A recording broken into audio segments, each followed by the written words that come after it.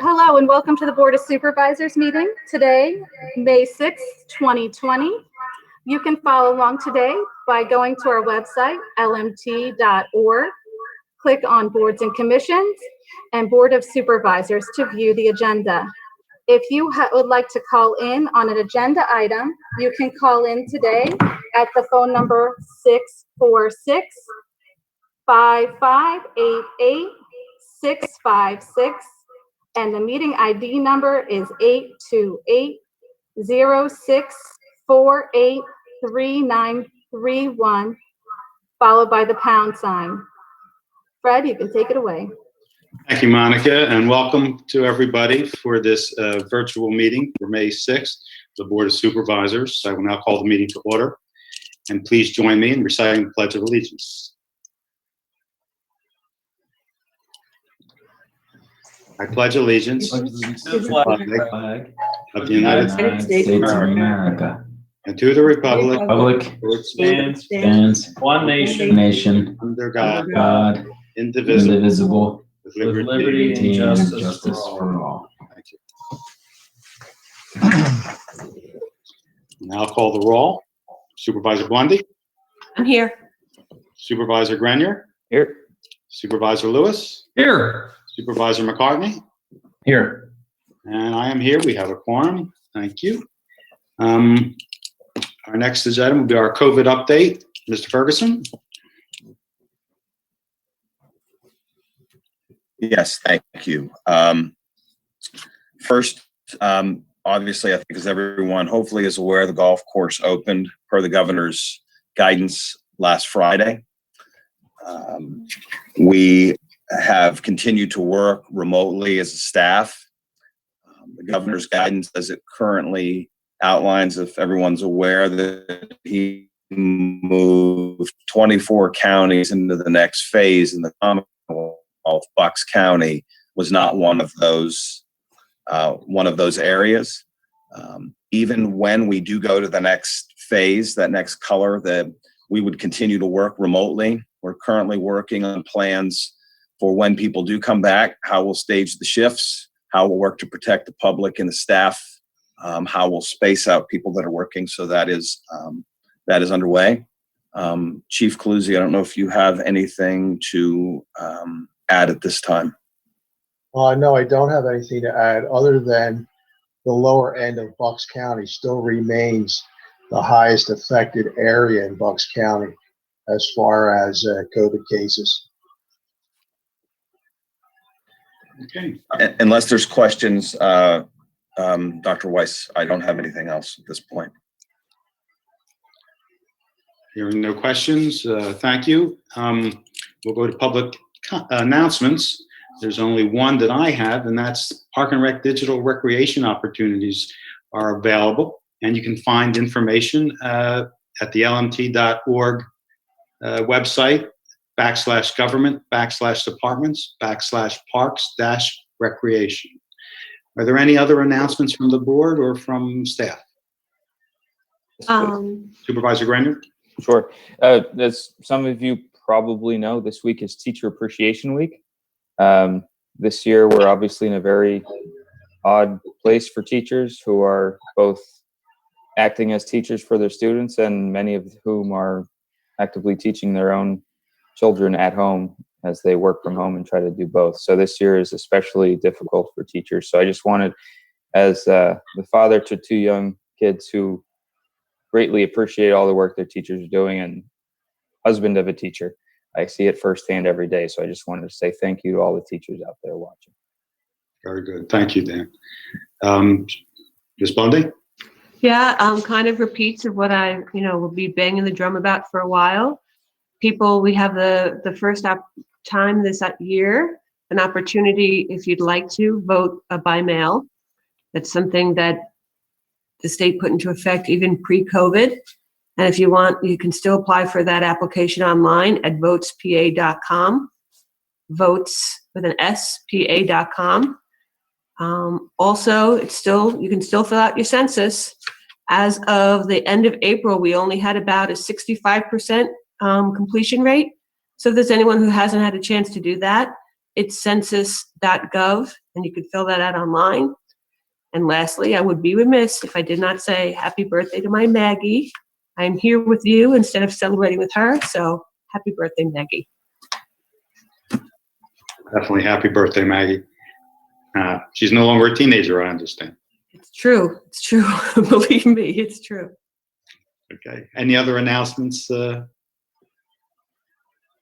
Hearing none, we'll go to the next agenda item, which is consideration of approval of minutes of April 15th. I'd like to make a motion to approve the minutes of April 15th, 2020. Do I hear a second? Second. We have a motion, second. Any discussion on the minutes? Hearing none. All those in favor of approving the minutes signify by saying aye and raise your hand. Aye. 5-0, minutes are approved. Next, we have the treasurer's report. Ms. Bundy, again? Yeah, and the first item is redo from last time, and as pointed out in our manager's report, I'd like to make a motion to consider approval of the December 2019 interfund transfer in the amount of $268,126. Do I hear a second? I'll second.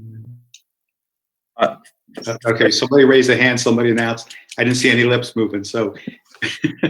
Fred, may I make a point real quick? Sure.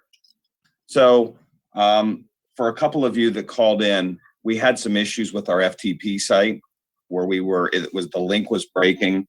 So this transfer sheet is sitting in the April 15th meeting. We were not able to transfer it forward. It's exactly the same. The date is changed on the sheet itself, but for some reason it couldn't be loaded up into this May meeting. So I apologize. That amount, that $268,126, as I touched on at the last meeting, is the final amount that we have for 2019, which would be consistent with the audit for golf to be neutral or break even for the year, which we anticipate that every year as far as some level of assistance being needed. I saw Dan's hand go up. I didn't know. I'll say it out loud, I guess. I'll So officially second it. Dan seconds the motion. Okay, any discussion from the board on the transfer? Any public comment? No public comment. Okay. All those in favor of the transfer signify by saying aye and raise your hand. Aye. 5-0. Transfer's passed. Any other? I got another one. Okay. I'd like to make a motion to approve the April 22nd, 2020 warrant list for pool refunds in the amount of $40,761. Do I hear a second?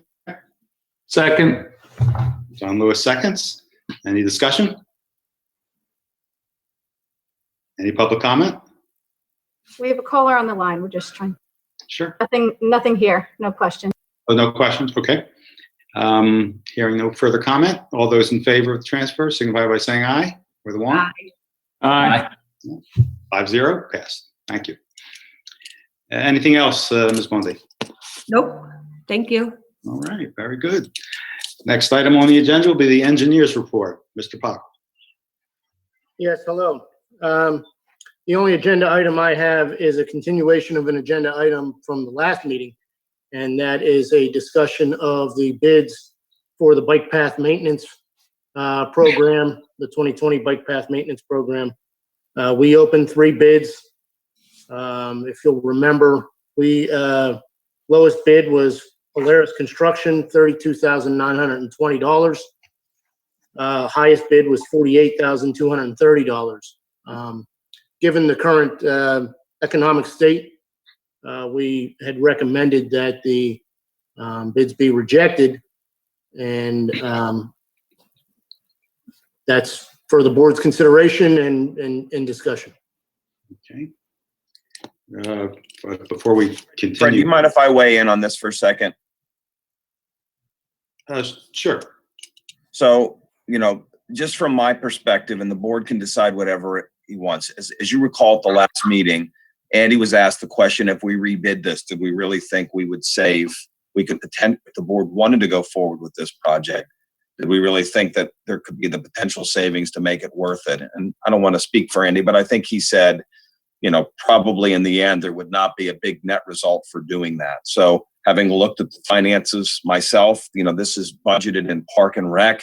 We've made lots of provisions in Park and Rec that if the board would be inclined, I think all the staff I met with Andy again, that, would be the recommendation of staff if you wanted to do this project. It probably wouldn't serve from the cost to rerun the ad, to redo everything, that there wouldn't overall cost savings in doing that if you all wanted to move forward on the project, but that's your call. I would agree with Kurt's assessment there. Okay. So before we go any further, I'll entertain a motion to approve the bids for the PATH project. This would be, I guess, an approval of the bids and the award of the lowest bid to Polaris Construction in the amount of $32,920. I move that we approve the bid of Polaris Construction for the 2020 Bike Path Maintenance Program in the amount of $32,000 and how much? $32,920. $32,920. Do I hear a second? I'll second. Okay, seconded by Supervisor McCartney. Excuse me. Any discussion?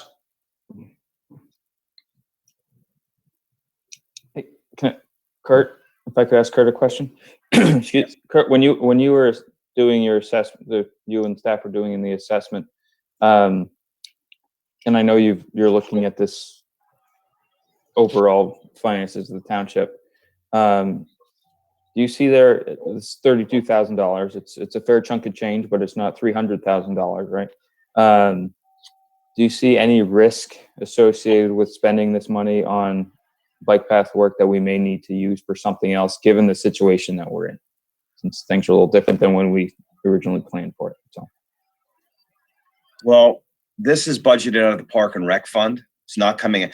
I know this gets convoluted and confusing for people, but we have all of these different pots of money that you're well aware of. This was specifically budgeted out of the Park and Rec Fund for trail maintenance.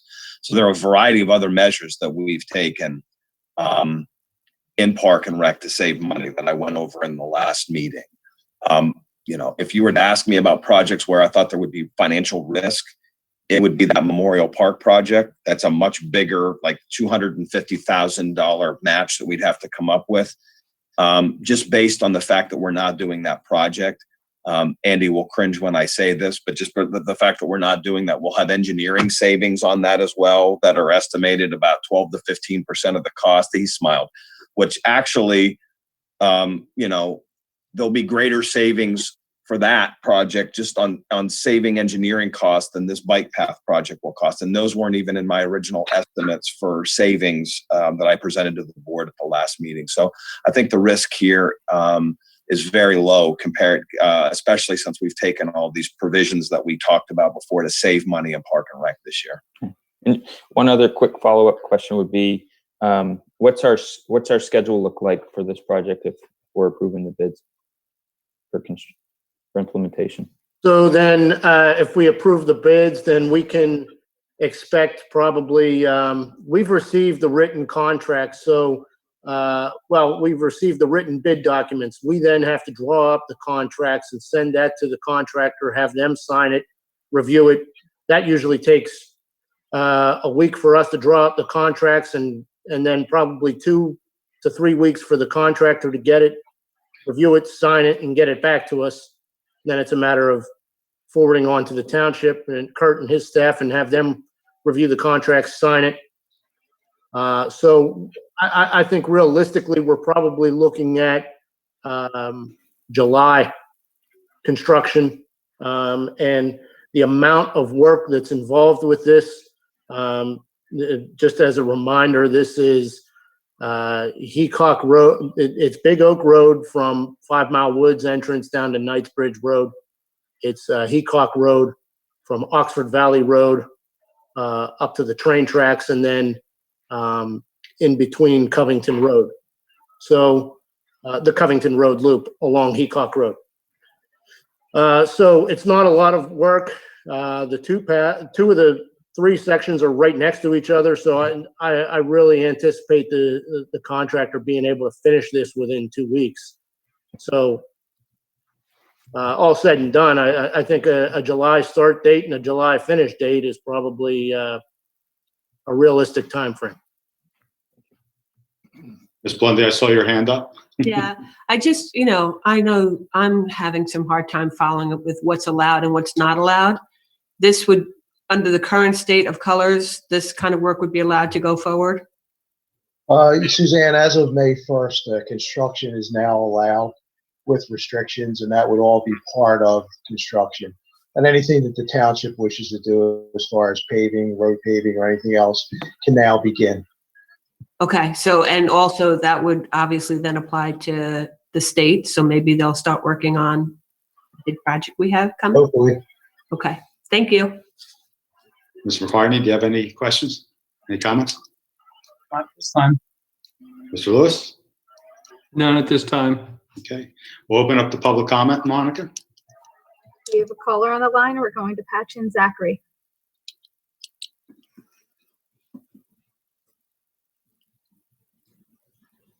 Hello, Zachary. Hello, this is Zachary Rubin, 1661 Covington Road. Usually I would say I rise to support this expenditure, but I happen to be sitting down right now. Heacock Road bike path is in terrible disrepair. There's a lot of cracks, there's a lot of gullies, there's a lot of crumbling. It is a lawsuit waiting to happen. So I think it's a high priority, and I certainly hope you'll expend the money to fix that lawsuit waiting to happen. So you approve the project? I sit down and support the expenditure of the money for that project, yes. Thank you for your call and your comment, Mr. Rubin. You're welcome. Any other comments from the public? No further comments. Very good. Hearing no further comment, I'll call the question. All those in favor of this project signify by saying aye and raise your hand. Aye. Aye. I think we have a 5-0. Thank you. Project is approved. Next. Moving on, just a few quick items, just to kind of give you an update on where we stand for the Township Road Program. We attempted to schedule a meeting with the contractor for a pre-construction meeting yesterday. This would have been a televised or a Zoom conference meeting, not an in-person meeting. The contractor had to back out at the last minute on Monday, and so we're looking to schedule the pre-construction meeting later this week or early next week. All of the submittals have been submitted and approved, so really we're probably looking at, after the pre-construction meeting, probably 2 weeks for the contractor to start up and begin the 2020 road program. The MS4 report, we have completed a presentation that we give to the public. The MS4 permit requirements require that we provide public education and outreach on a yearly basis. So we've prepared a presentation and sent that along to township staff for their review. Once we get comments, or if there are no comments, then we'd be ready to present this would just be the topic would be how homeowners can make improvements on their property to benefit the township stormwater system. And so we have that presentation completed. We also have completed the basin inspections. I'm in the process of drafting that report. There were 40 basins that we inspected. Most of it is minor routine maintenance kind of items where it's erosion problems at the low flow channel within the basin, or just sediment and debris piled up at the outlet structure, things like that. That's what I'm seeing in the checklist that I've reviewed. I haven't reviewed them all, but I've gone through about half of them, and I saw no major repair items that were needed. And so that's pretty much all I have. You guys have a copy of my report in your packet, and so if you have any questions, I'd welcome that. Ask one quick question. Go ahead, Dan. Sure. Andy, on your basin inspections, you know, the EAC is probably very interested in that with their naturalization program, et cetera. Not to get into the, no pun intended, but not to get into the weeds of it. Cattails. Cattail, yes, this is true, or Phragmites. But are you seeing opportunities there, generally speaking, for naturalization to proceed with some of the conditions you're seeing, or are you seeing basins that maybe don't fit the mold for that? Well, all of the basins that we've inspected, and so, you know, there's another, I guess, segment of this where the township is required to submit a pollution reduction plan to DEP by September of this year. And within that is, you know, a calculation on the amount of sediment that the township roadways or the township public lands are contributing to the impaired streams. We have 2 impaired watersheds within the township, Rock Run and Core Creek. And so all of the basins that we've inspected are within those areas because we know that this pollution reduction plan is coming up.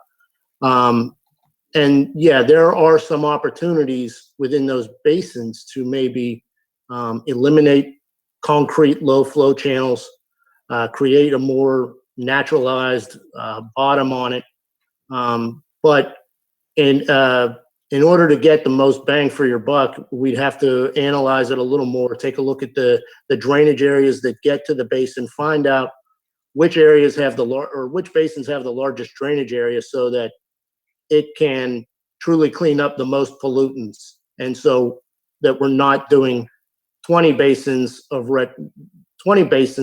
naturalization, we're doing 10 and still getting the credit that DEP allows us to. Yeah, I get you.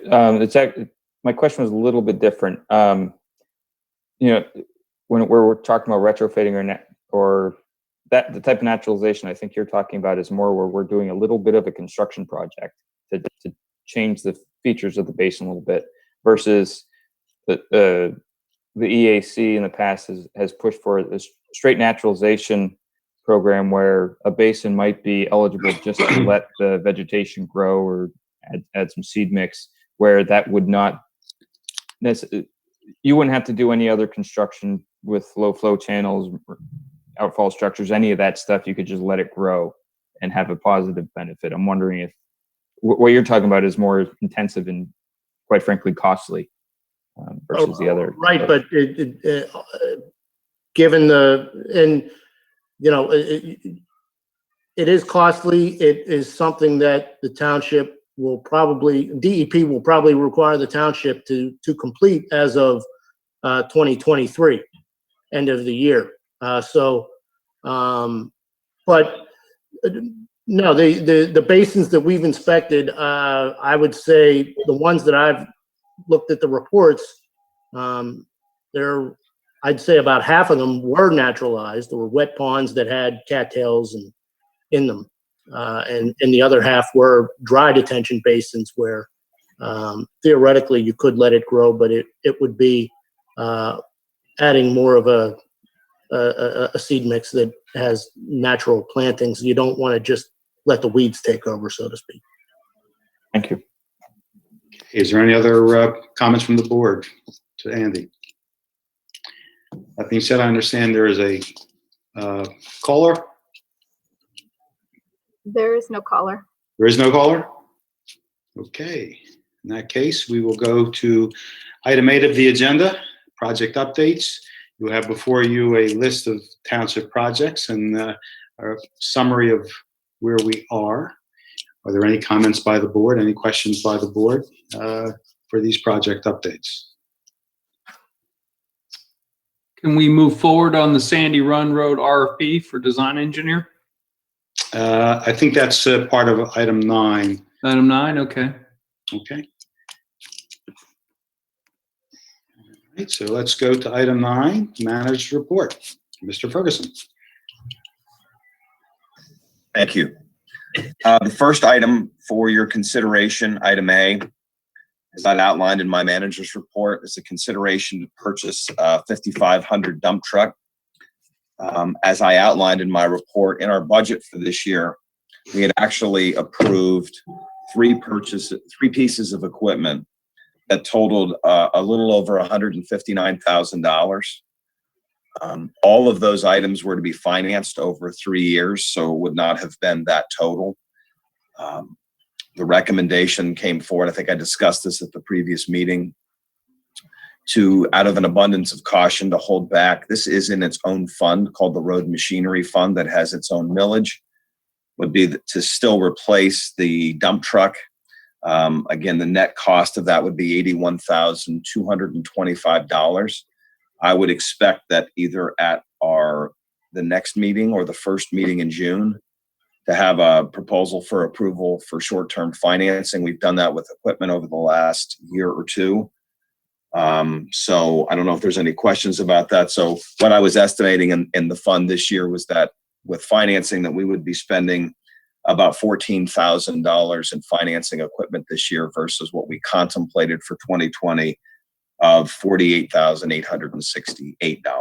There's other pieces of equipment that we're in the midst of financing that are part of that budget that we're already underway with, but this would just be for that new purchase. And I don't know if there's any question, but I'm asking for consideration to approve that purchase with a net cost of $81,225. I move that the township purchase a Chevy 5,500 dump truck to be financed over 36 months at a total net cost of $81,225. Second. I'll hear a second from Ms. Blundy. Motion made by Mr. Lewis.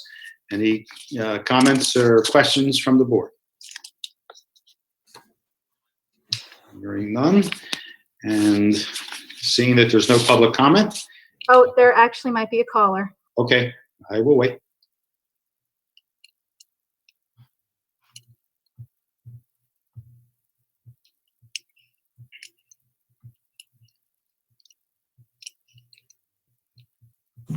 It's about the bike path connectivity. I don't know if you want to do that one right now. We can have him or her call back at general public comment at this point, since the item has already been considered. Okay, thank you. And that's no problem. So there's having been no further comment, I'll call the question. All those in favor of purchasing the dump truck signify by saying aye and raise your hand. Aye. Aye. Aye. Opposed, no. Ayes have it. Buying the truck. Go ahead, Mr. Ferguson. Thank you. From the discussion from the last meeting from the board, was a discussion about the retainer for the solicitor. And I think it was I believe it was the consensus of the board at the time that would be considered for a motion. So to just reiterate the final summary as far as what had gone on, that retainer is intact, still the same amount. But it's if the board wants to consider changing the framework for that would be used as a guarantee every month on the back end instead of a retainer on the front side leading into every month. So I will defer to you, to the chair, as far as facilitation of that discussion. Okay.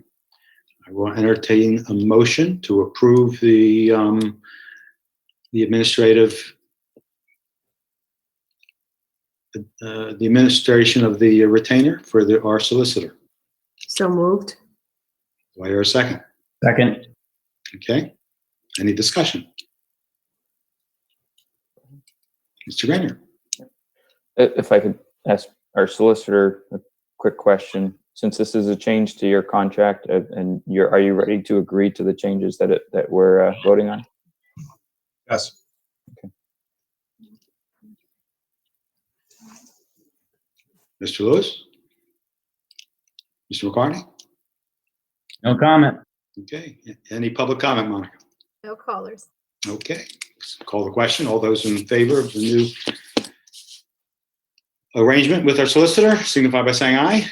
Aye. Those no? So be it. Mr. Ferguson. Go ahead, please. Sorry, did you say, can I continue? Yes, please. Sorry, you glitched there for a second on my computer.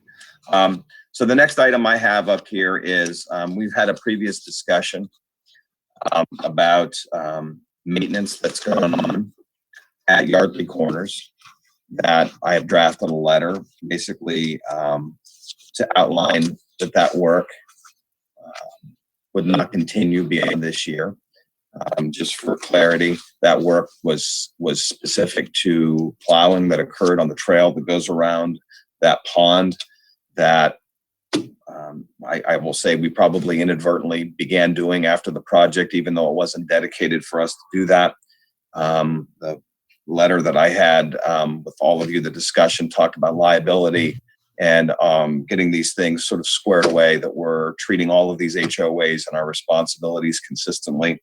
So I'm asking for consideration to send that notification. So moved. Second. Okay. Any discussion? Any public comment, Monica? No callers. Okay. So unless there's an objection, let's authorize our township manager to send the letter. We need to take the vote. Mr. Truelove, do we need to take a vote on something like this? I think it'd be good to take a vote to direct the manager to send a letter as he described. Okay. All those in favor signify by saying aye. I'll make the motion in a second. Oh, do we have a second? Okay. I make a motion to send a letter to Yardley Corners changing maintenance to HOA property. I feel like I already made the motion. I think. Oh, Yeah, I thought, yeah. Oh, Yeah, I thought okay, so all in favor signify by saying aye. aye. Okay, send the letter, Mr. Ferguson. Go Thanks, ahead. we got there. Okay.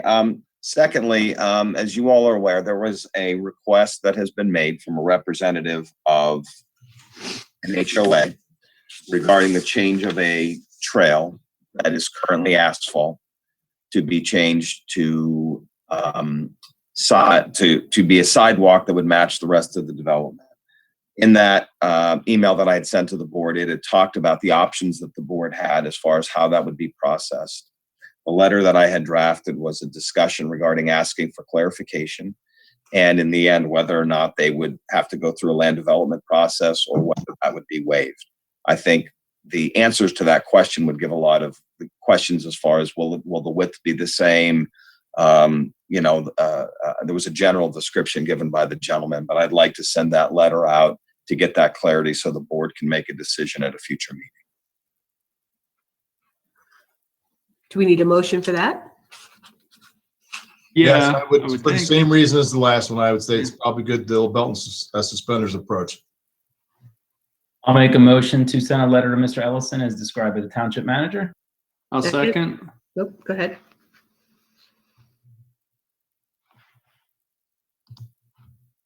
Fred, you're muted. There's a motion made by Mr. McCartney, a second by Mr. Lewis to send the letter out to Mr. Ellison and the HOA. Any discussion? Any public comment? No public comment. All those in favor signify by saying aye. Raise your hand. Aye. Aye. Ayes have it. You may send the letter, Mr. Ferguson. Thank you. Next item on the agenda, as everyone here is aware, we've gone through the RFP process for municipal engineer. We need to formalize this by getting it on the record as far as appointing Remington Vernick engineer as the township engineer, whether we want to say for 2020 or however you'd want to word that. Do I hear a motion to appoint Remington Vernick as our township? Mr. Make a Lewis? motion to appoint Remington Burnick as our township engineer for 2020. Second. We have a motion by Mr. Lewis and a second by Ms. Blondie. Any comment? Any questions? Hearing none. Is there any public comment? Monica? No public comment. Okay, I'll call the question. All those in favor of appointing Remington Burnick to be our township engineer for 2020 signify by saying aye and raise your hand. Aye. Opposed, no? Ayes have it, 4-1. Congratulations, Mr. Buckle. Thank you. Next item, as I discussed at the last meeting, and it's outlined in my manager's report, this first item, and there's not any action needed by the board, but I think it's important to give an update with the questions that have come in, that we will be prepared to have before the board at the June 3rd meeting a motion for consideration to put the ad out for sewer lining both in the Neshaminy area that I outlined in my report and in the MMA area.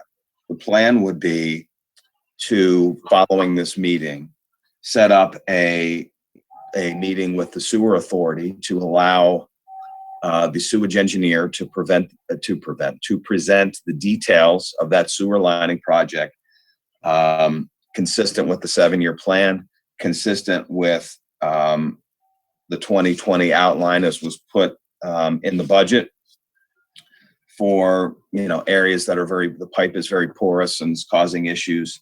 And I'll get back to the board when we get the dates squared with the sewer authority to have that done in advance of that consideration for June 3rd.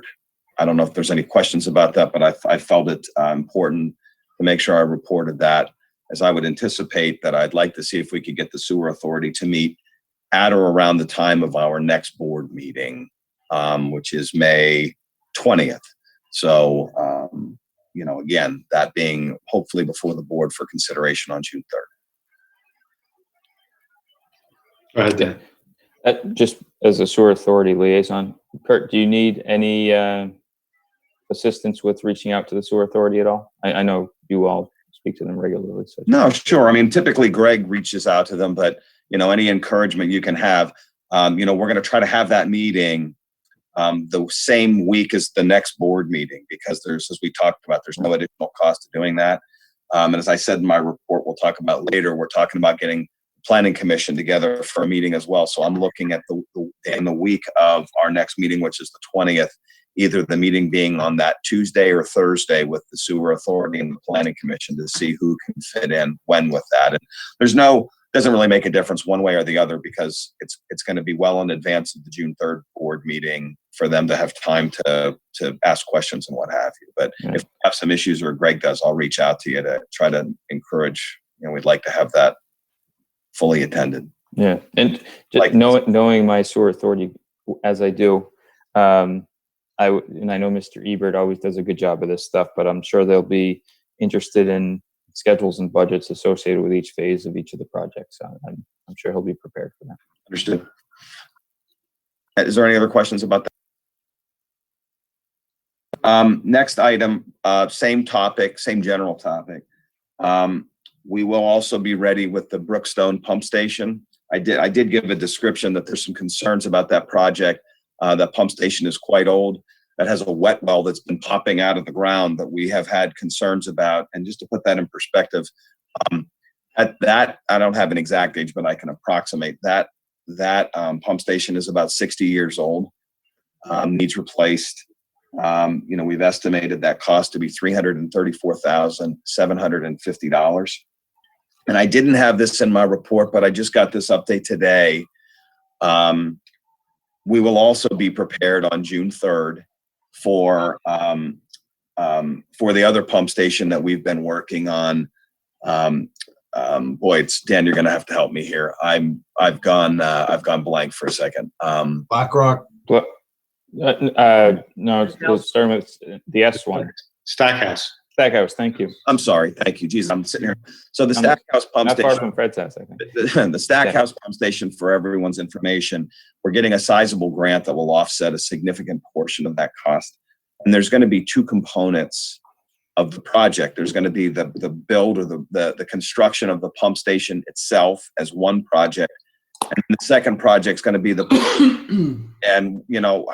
the gravity model that'll lead to the pump station and how that's going to work. That'll be the second contract. We're in the midst right now of getting the easements relative to the second part of that project, which is the pipes. But we can get going. We have the specs, and we're just waiting on some electrical engineering final details for that pump station.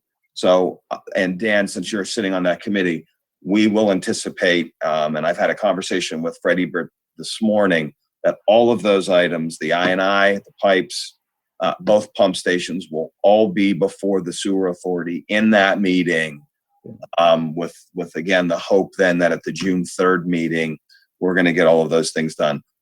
That pump station project, it's been going on for some time. We got a grant like 2 years ago that it's taken a little bit to get that together. So I've just gotten word of that today. So that'll all be ready for that discussion and hopefully for the board then on June 3rd. Good. One quick question on Stackhouse. Thank you, Fred, for the reminder of the name. And this may be for our solicitor, but it's been a while since the sewer authority has met, but the one issue that I want to make sure is finalized is related to easements, not for the pipe, but for the actual pump station. Are we all set now with that? 2 out of 3 we have agreements on. The third one we're working through, and I think we're going to have some type of arrangement at least where we can proceed and then still leave some of the issues open with the one property owner. But Barbara Kirk's working on that. She's got it real close to where we can at least make that determination. Good. It's an important project. I know, Kurt, you're trying to get it done in a timely manner. So easements can always be things that hold us up. To me, though, Dan, I think it's what the good thing is because that's done in 2 contracts. The piping part, apart from the easement, is a much simpler portion of that, the pump station itself. By the time we get that out, I think we'll be reporting to the sewer authority regarding the one easement that the solicitor mentioned.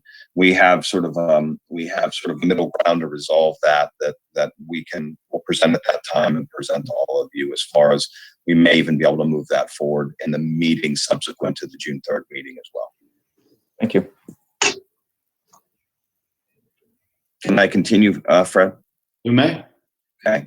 So the next item I have on here is a report that I had provided to the board, and I just wanted you to be aware, and I think it's important for this to be a board discussion. As I had included a letter from the Public Works Director in your packet. I had authorized placing signs on the various properties at Patterson Farm, basically saying authorized access only. We've had instances where people have been prying open doors on more than one occasion. And as we know, some of those buildings have some issues. Others are not in as bad a shape, but people shouldn't just be going in, especially prying their way in. So we've put that on there. The second issue then ends up being, and it was the question of the Public Works Director that I didn't feel it was appropriate for me to make that decision, would be through the board on whether or not access to that whole site should be allowed, or whether or not we wanted to have similar authorized personnel only signs on the property. As I had said there, we've had issues where we've had people walking their dogs, letting their dogs out on the site. Some people we've come across, and I realize this has been a discussion in the board in the past. It is public property. It is not a public park.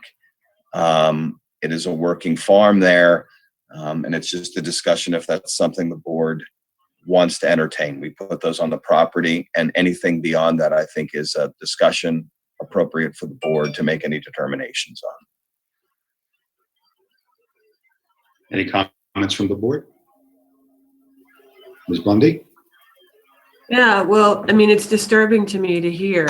I do understand that it's public land, and perhaps that distinction is something that we have to help people come to appreciate, that it's not a park. Certainly, there's no place you're supposed to let your dog do that stuff and not clean up after. Certainly, property should not be, maybe this is an over-descriptive word, but I'll say vandalized, right? You wouldn't do that to somebody's house. You shouldn't do it to public property. And if we think that signage would help, then I'm all for signage. I'd like it to be pretty because, apparently that's my quote, but, not like a yield sign or something, but something that's in keeping with the character of that land, but advising people that, not only is it, not to be traversed upon, but, it's almost hard for me to understand. People seem not to, from what you're telling me, appreciate that it is an active farm. And, we don't want to do harm to the crops the farmers are working on inadvertently. So, yeah, I would support signage. Mr. Grenier? Sure. Thank you. Yeah, I'll kind of echo what Supervisor Blundy was saying. It is a great, I think we all agree that Patterson Farm is a great resource. But we do have to remind folks that it is an active farm. It is an active township facility. That's where our multipliers are, where they do a lot of work. The farmers store equipment there, township stores equipment there. And when you have, those are basically light industrial operations, which with light industrial equipment. So when you have residents in that area doing things that they're not supposed to be doing, it creates an uncontrolled environment where people can get hurt.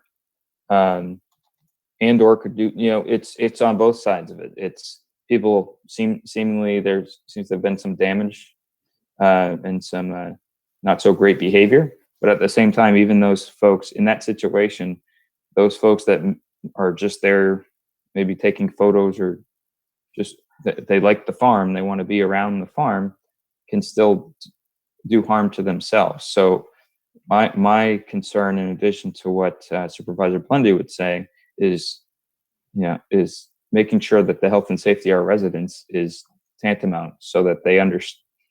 I don't always feel that people understand that it is an active facility with real work going on where they can get hurt, and that's my main concern, is that we prevent that from happening. So whatever we can do to prevent that from happening, that makes sense. I like pretty things too, Supervisor Blundy, so I'll back you up on that. I'll take that quote with you. But to make,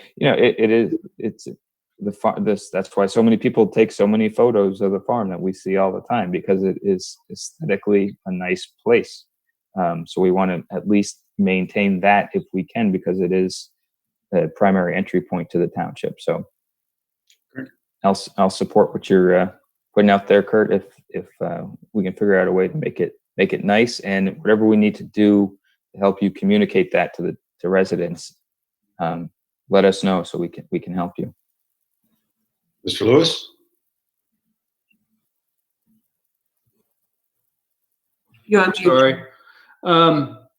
Yeah, it's certainly troubling when people are vandalizing township property. It's almost kind of a shame, because there is nice areas for people to photograph. But I wonder if the area around Artists of Yardley, right, that has people going in and out all the time, right? So is the rule that if I were going to the Artists of Yardley, I would be okay? You would be authorized. Okay. And so then this would. So, John, so like, for example, part of the issue has been when we've had reports, for example, we realize right now the world's a little different. And we have kids, for example, who are taking classes in there, and someone has a Great Dane that they've let off the leash that's running around there. Yeah. That's an issue regardless, but still in the end, we have kids, we have things going on there. So it's not like we're saying that those things can't continue.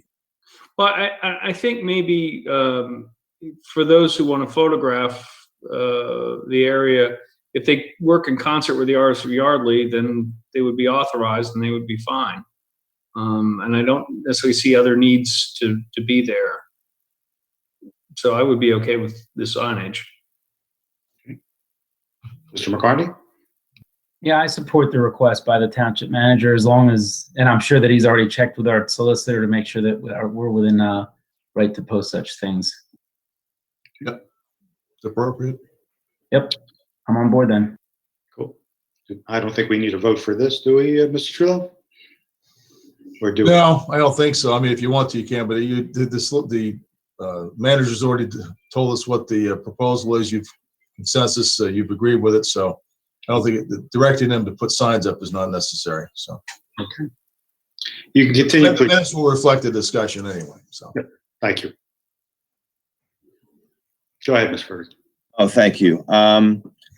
Also in your packets and in the FTP site, excuse me, I had provided to the board all 4 proposals that were received for design services for the Sandy Run project. We had our traffic engineer and planning director work to help sort of vet those out for you, that I also included in both the FTP site and my report. The only point that I wanted to make to the board was there's the one low bidder. The distinction between price, between the design and the full blown approval of, which I'll say through construction, they're only a few dollars apart. And let me just make sure I explain so we understand why that is. One of the things when we put this RFP together that I think that I did at the time when we talked about this with the former chair, I think he's not on my list here, but I think he's still sitting there, was his desire, and I think staff all agreed, was when we did a project like this, recognizing the history at Sandy Run, that we would divvy these responsibilities up as such, where the design engineer, if it was picked, would not be the engineer that would be doing the inspection. We were talking about that being the municipal engineer, where the design engineer would be available to consult on that with questions that they have. So that is the reason in the end that, so for example, the low bidder, which is 48,000 and change, the reason their design portion, it's like $45,000 of the 48 is because the second part of that would be so minimal, because they actually wouldn't be having the physical inspector, the inspector physically out on the site. So you do have those 4 proposals, you have the review, and you have those costs. So in my report, I had outlined that the issues would be basically, if you wanted to divvy that out, the solicitor had said you could. If you only wanted to do design, if you decided you didn't want to do the project at this point. And then the second issue would be the insurance issue that we know was sitting out there. And the solicitor, and I gave you all that letter, his office had basically said you could award making the change to the insurance if you were so inclined to do so. So that's where that currently sits. And I'll turn that back over to you, Fred, as far as however you want to discuss that. Okay. Excuse me. So at this point, I will entertain a motion, I guess, to approve the a bidder for the project, and we can take it, expand or subtract from there, unless someone consider a more appropriate or a better motion. the only way I would think, Mr. Chairman Weiss, is if you want to have somebody has an idea what part, I'm not saying if they want to award the whole contract, that's fine. If they decide not to, but want to award a part of it, it's probably good to specify which part and to whom. That'll be my other suggestion. And then if they award a contract, then they of course have to deal with the insurance issue too at that point too. Yeah. So I mean, I would probably entertain the motion to award the full contract, and then in the discussion we can narrow it down if we have to, or change it or whatever. Okay. But that way, that'll give us the most leeway one way or another. So I'll entertain the motion, and then we'll have the discussion. So does anybody want to make a motion? I'll make a motion to award the Sandy Run project to Michael Baker International, Inc. Not Michael Baker and Associates. I'm reading from the summary. Okay. I'm I'll on here. second it. All right, there's a motion made by Supervisor Grenier and a second by Supervisor Blundy. And we'll now open it up for discussion with the board. Mr. Grenier, go ahead and start. Quick question. Excuse me, Kurt, this may be for you. It's more of I'll say process for lack of a better term.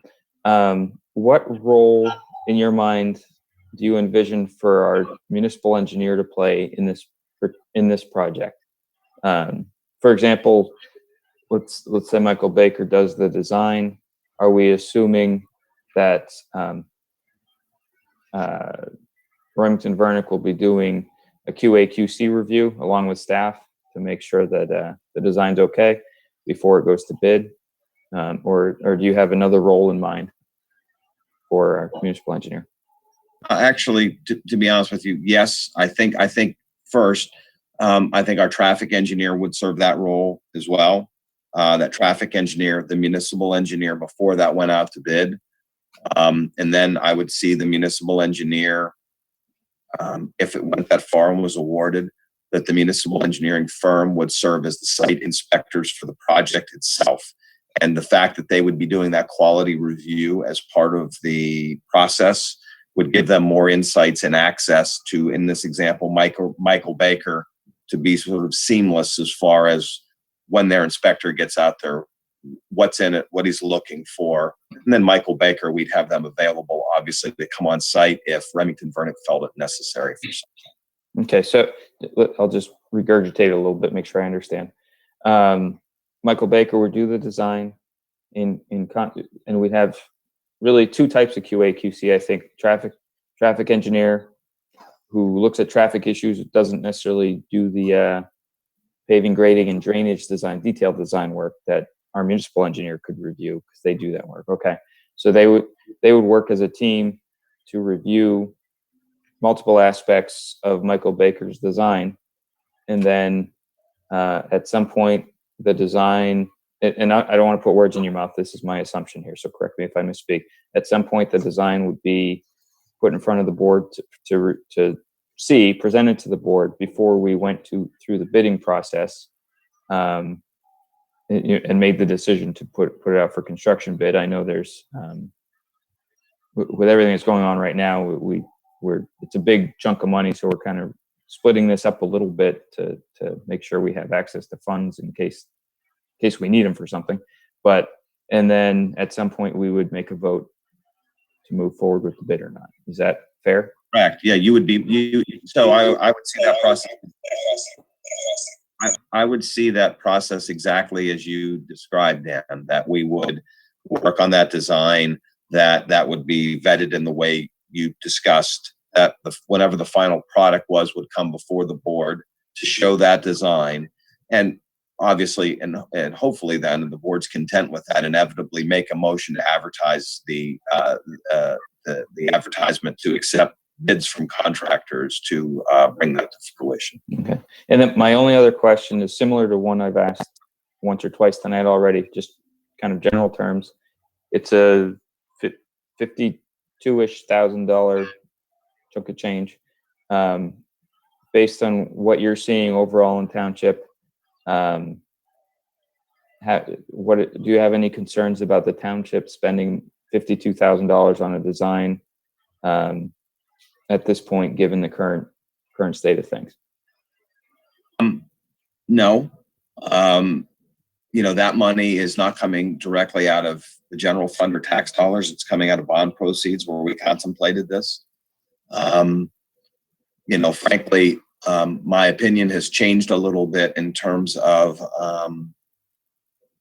being nervous about these sorts of things with the golf course opening, to be frank about it. So in the end, no, I don't have concerns about, we can have a discussion by the time this gets to bid. We're going to have a couple more months to see, where we are financially if we want to go ahead and bid. But to go for this far, to do this at this point, I don't think would pose any risk to the township. Yeah. So it's essentially, if we do the design, if we get a positive vote this evening, we do the design, and I hate saying this, but things go south with respect to coronavirus, et cetera, and we have a design, but we have to put it on the shelf. It's still a good design that we could eventually implement when funds are available. Is that a fair statement? No, I think it's fair, and I don't want to get Andy all engineer-like here. I mean, the only time I've ever seen issues with projects like this is if the delay was so long that somehow stormwater management controls or things change, that it would have to be reconfigured or reevaluated. But in the short term, no. If this was delayed, if we didn't do it this year and we did it in the next couple of years, you already have the design, presumably if it's Michael Baker from a highly reputable firm that's been vetted by both the traffic engineer and the municipal engineer as sound, it would be ready to bid whenever you all wanted to do it. Thank you. Mr. Vogel? I see Andy's hand up too. Go ahead, Andy. Yeah, the only thing that I would add is having the design completed or in the can, so to speak, could benefit the township. The township's chances of getting grant money or grant funding for this work. Mr. Lewis, any comments? No, I agree with remarks previously, so. Great. Mr. McCartney? No comments at this time. Ms. Blondie? I'm in general agreement with what's been said so far. Some of the nuances, right? It makes sense to take this project in steps, and that will allow us to respond as we get more information. Okay. Is there any public comment, Monica? No public comment. Very good. Before we take the vote, we do have a motion to award the contract. So there is one question that's still remaining, and that's the insurance issue. Right. Is there any objections to waiving the insurance requirement? I think we should be specific about what we mean. We're not waiving. All the bids that came in, including Michael Baker, the insurance in the RFP, they stated at $2 million, if I'm not mistaken. The RFP was 10 million, I believe. The RFP was, Fred, if I may. go ahead. Sorry. Yeah. Well, so I believe and Kurt, you can correct me if I'm wrong here, but I thought it was 2 million per occurrence, 10 million aggregate or umbrella. I thought we had both. 5 and 10. 5 and 10. So Michael Baker is at 2 and 10 versus 5 and 10. So they still have the 2 and 5, I believe they are. And 2 and 5. Oh, so they're 2 and 10 instead of 2. Okay. So they're higher. 2 and 5 instead of 5 and 10. Oh, I'm looking at your summary, and Michael Baker's listed at 2 and 10. 2 and 10. Mm-hmm. Okay, I'm holding the summary. I'm sorry. You're looking at something different than I think, yeah. I'm looking at the first row, which is 2 million each occurrence, 10 million umbrella liability each occurrence, where you might, I don't want to put words in your mouth, but you might be talking about the 2 million for each accident and a comprehensive automobile liability, and then professional liability E&O is $5 million per claim aggregate. Yeah, you're looking about. So they're 2 and 10. They're 2 and 10 instead of 5 and 10. You're right, Dan. Okay, just checking. So they're. Sorry, there's a lot of insurance. I was looking below. Understood. I was making sure I was reading the right thing. That's all. Versus the other ones a couple of the other ones were significantly different, I would say. So since we're having this discussion, one of the others was 1 and 10. I'm sorry, 1 and 2. Another one was 1 and 10, and another was 2 and 10. So at least in terms of insurance, as far as what was quoted, Michael Baker was at the top end as far as the level of coverage that they were showing. It's not like they were at the low end. There was one other company that did 2 and 10, and those were the 2 highest. So it's not like they were chintzy on what they quoted. Yeah. So for the non-lawyer here, this could be for our solicitor. The 2 that they have for each occurrence, that's commercial general liability, right? EGL, right. Yeah. Versus their E&O is $5 million per claim. So in this case, if a design firm messes up a design and it just goes south, it never happens, right? But it just goes south, which of those 2 insurance types would we be looking at for design? Is that an E&O issue or is that a general liability issue? I'll give you a typical lawyer's answer. It depends.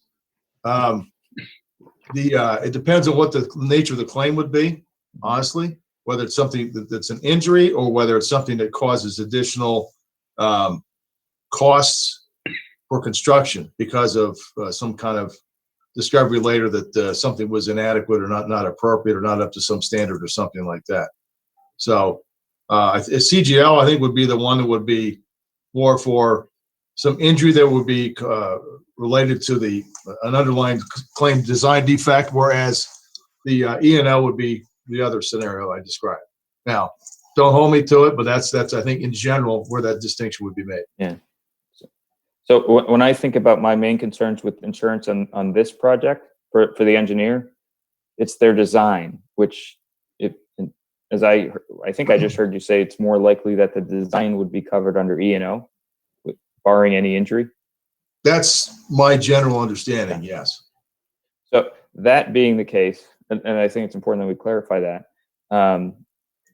that being the case, I'd be okay going with the insurance that they have because it is significant. And it isn't, personal opinion, it is in the spirit of the insurance requirements that we've been putting out there in the past. Great. So is there any objection? Hearing none, I will call the question. All those in favor of awarding the bid to Michael Baker and Associates, raise your hand and say aye. Aye. Aye. 5-0. Thank you very much. Go ahead, Ms. Ferguson. You may continue. Thank you.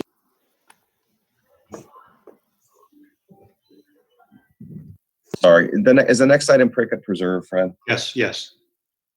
So I wrote a separate report that went out to all of you to give an update regarding the Prickett Preserve property.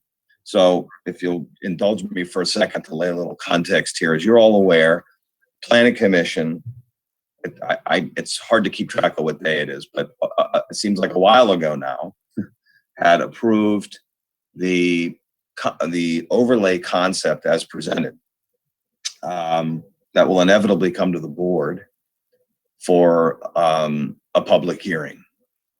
There's been discussion that that the board would have an initial meeting to go over the concept, make changes that they may feel appropriate, and then set the public hearing with changes to the ordinance. There still may be changes that would take place. Right before all of the shutdown had happened, our traffic engineer had presented some information to the board regarding traffic. The traffic engineer was instructed in the end, from comments from the board and even from the public comments from the Planning Commission, that amongst other things, one of the primary concerns was that for a project to be considered seriously, it would require significant upgrades to traffic, that what would be seen after the project would be better than it exists now before the project. So our traffic engineer, and I was part of a couple of these meetings, had met with the developer regarding their traffic study and felt that to do so would require a variety of off-site improvements. That was subject of a couple of staff meetings and consultant meetings between traffic engineers, of which I was involved. That traffic review was provided to the board right before we were shut down. I don't have it in front of me. It was, as I say in my memo to all of you, it was at about that time, around mid-March, that Barbara Kirk, who works for Hill Wallach, had called and said that she had had a discussion with the attorney for the developer, and that they both had at the same time had concerns about the township's ability under current legal precedent and the MPC for the township to memorialize in some way off-site improvements as part of a project, even if the developer was willing to do so. So it was at about that time, as I outlined in my report, things had shut down. I had spoken with the developer who had said that they want to sort of regroup. There's clearly not a public hearing that's been scheduled because none of the traffic stuff had been completed.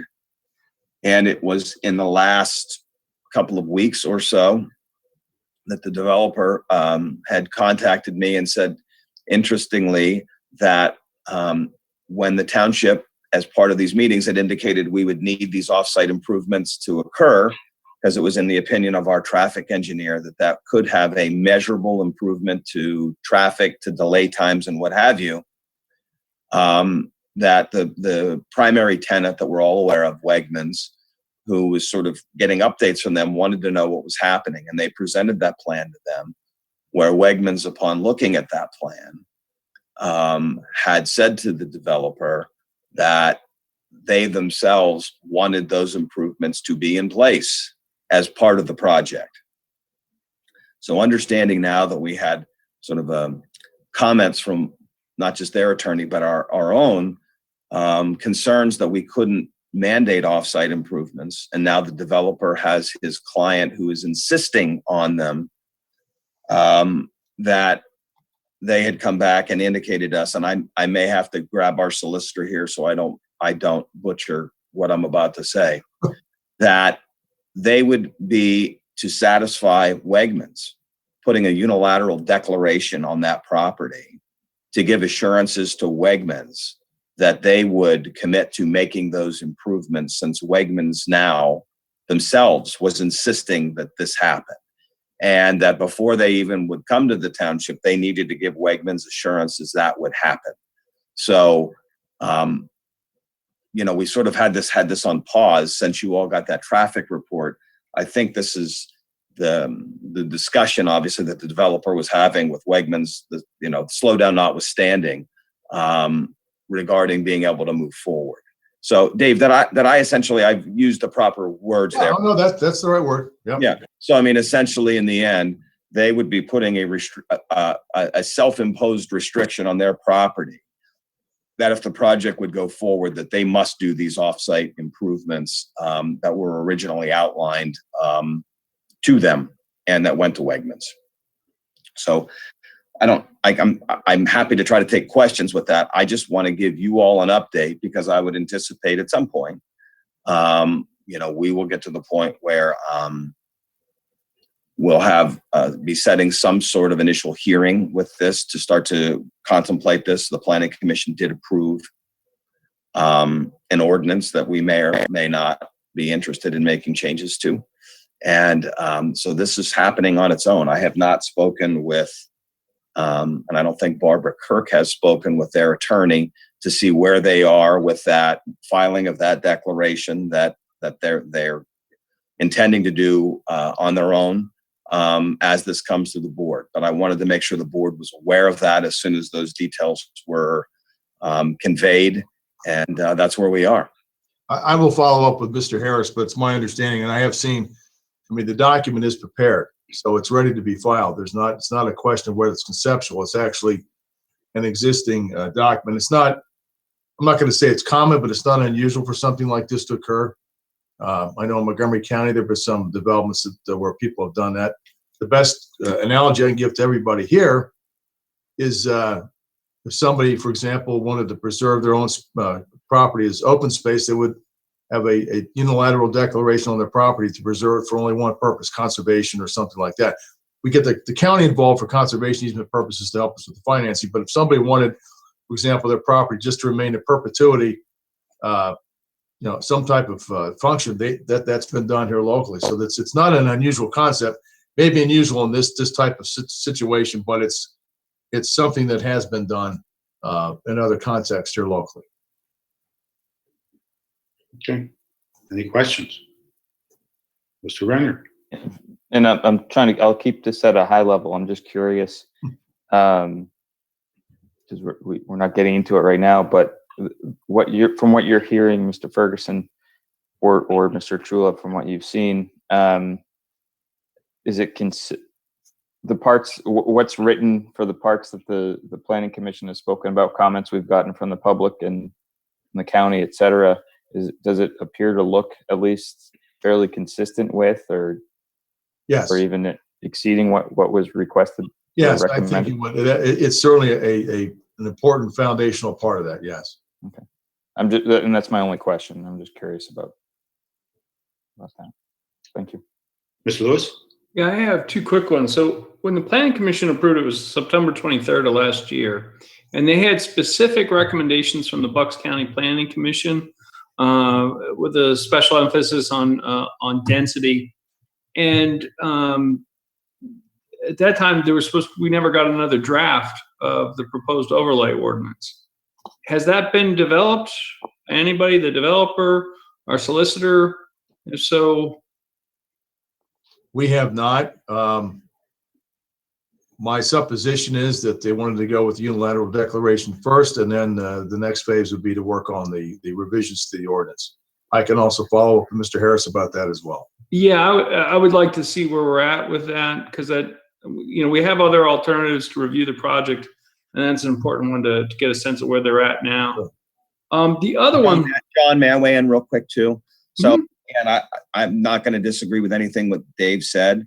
I think a lot of that stuff sort of was put on pause while all of these traffic issues, we hired a new traffic engineer who took this plan, basically said, in the end, the traffic design that they proposed, our traffic engineer was rather straightforward with them that they didn't think it would improve traffic, which was obviously an important part of the project. And I think sort of what held that sort of delay for as long as it did. And then once we came up with something, then it got to this point here. So I think before we do that, you're right, we're going to have to pick up on the rest of the stuff with that.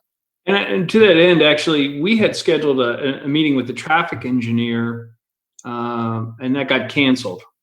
Is it possible for us to get that back online quickly? Because obviously there was a lot in that study.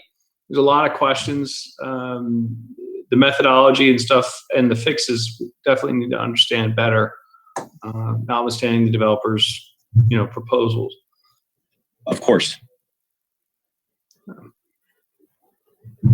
And Can you hear me? Of course, yes. Yeah. So you can do two at a time. If others want to meet with the traffic engineer as well, we could set that up in the next couple of weeks. That would be excellent. Yep, I'll take care of it. That's all I had. Thank you, Ms. Lewis. Ms. McCartney? Yeah, I have no comment. I would like to be filled in, obviously not being on the board last year during the process. I would like to sit down with the traffic engineers John suggested and try to get a little bit of an update on what the new proposal is. Cool. Ms. Bundy? Nothing else. Great. Public comment, Monica? Yes, we have a caller, Brian, on the line.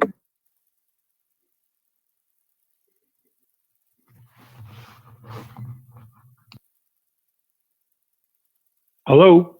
Hello, Brian, go ahead. Hello. Full name and address. Yeah. Okay. My name is Brian Jameson, 100 Polar Run Drive in Morrisville, 19067. Okay. Go ahead.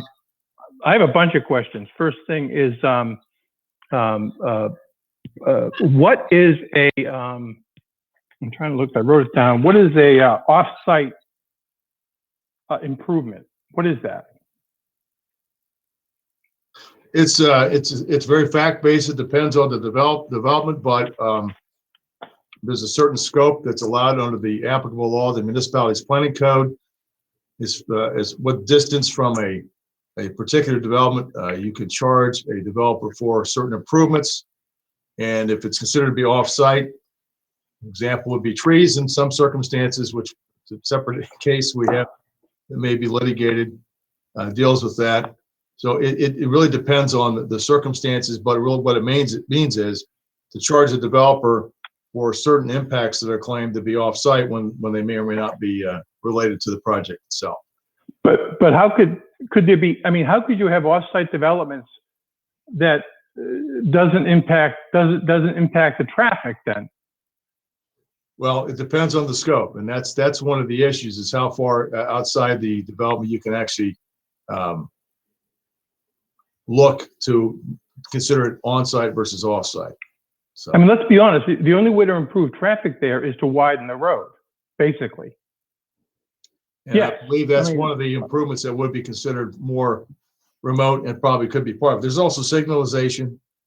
But there's already a signal right there. Well, there may be other signalization options too. I can't speak to all those because I'm not a traffic engineer. All I'm saying is those are some of the things that can be considered, and we're not there yet, but the traffic engineer certainly will weigh into that, and that's something that both the developer and the engineer and certainly ultimately the board will have to look at.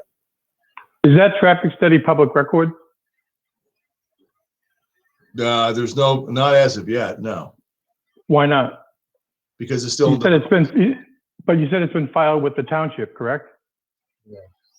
And once something's filed with the township, isn't it then public record? No, it's not. That's not the test. If something is called a deliberative document or something like that, that's a work in progress. It is not a final document that's necessarily subject to a right to know request or something like that.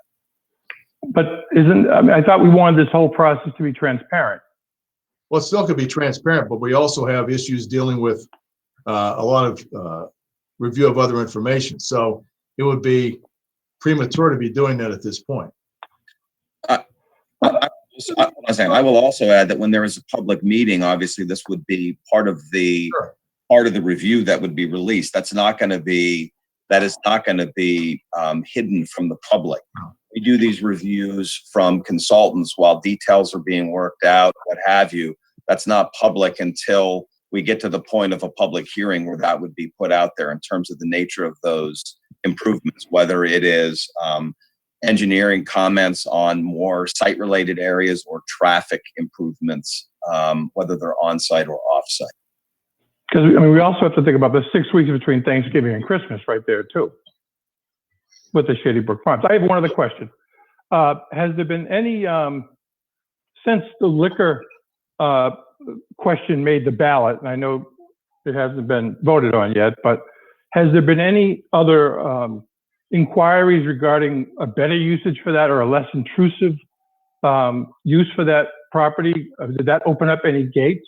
Did anybody, would it be a better fit to have something that we could better use in a grocery store? I know, for example, nice restaurants that can't serve liquor don't come to Lower Makefield because they can't serve liquor. And I mean, could we have some nice restaurants there or some other less intrusive uses? Did anybody come to the town and township and talk about that?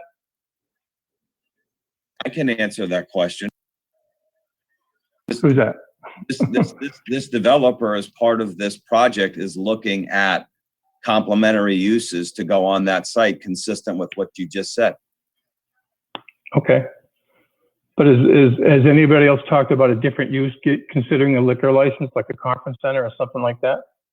Well, I mean, again, you're talking about privately owned property. So in the end, like conference center, office buildings and things of that sort, I mean, that market is exceptionally soft right now. So even in the end, if we thought that was a good idea, you still need to have a developer willing to build that.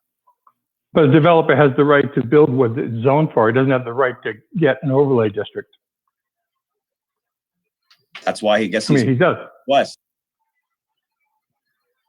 Because someone had told me that before they negotiated with Wegmans, that was a much less. They had almost to deal with a much less intrusive user and they walked away from it. So, I mean, I don't know if these guys have been forthright with everybody. I mean, when I say these guys, I mean the developers. Well, the developers haven't presented their plan to the board of supervisors yet, so I think it's. Yeah, but yeah, I understand, Brian. I appreciate your call. We all know they presented one to the planning commission, and the planning commission danced around the whole. We don't know this is going to be a Wegmans, even though they had a written agreement with the Wegmans. I mean, there's a bunch of people that should go and try out for the Rockettes because everybody's dancing so well around this. Everybody knows it's going to be a Wegmans, but no one will say it. We don't even know if we're going to have an overlay district yet, so it's one of the reasons why we're kind of not being committal. It's for us, it's way too soon. We all know what the process is, and we may be still a couple of months away. Don't even know if we can do the project. I mean, is there any way to mitigate? Is there any way to mitigate the traffic without widening the roads? I mean, that's a question I have. I mean, around 5 o'clock in the evening, that's a mess right now. I can answer that. Yes, there is. Yes, there is. And that will be a discussion that will come up as part of the public hearing. Well, why can't we throw it out there now so we can get some kind of, maybe get some people off the edge? Because that's not prepared for discussion at this point. This is a preliminary concept that's been put together by the traffic engineer that is currently being reviewed, and that will be discussed as part of the public meeting. But at that point, the snowball is already rolling down the hill. That will be prior to any approval by the Board of Supervisors overlay district as far as that traffic goes. Well, the planning commission wouldn't even talk about traffic. Well, I think this board has said all along it's the primary issue they're looking at. So and as the manager, I've been directed by the board as part And of I appreciate that, I really do. as part of the review that's the primary issue. Okay, but I mean, this whole idea of off-site mitigation, that scares the hell out of me. And it should scare the hell out of anybody. Well, to be honest with you, the off-site mitigation as originally proposed was created by our traffic engineer, the township's traffic engineer, as a means by which to improve traffic overall in that whole, not just the area in front of Wegmans, but all of the traffic in that sort of regional area. Okay. And this is the new traffic engineer, correct? That's Correct. Pardon me? I checked out Gerbil. Yes. Yes. Okay. And why did we switch traffic engineers? I mean, just curious.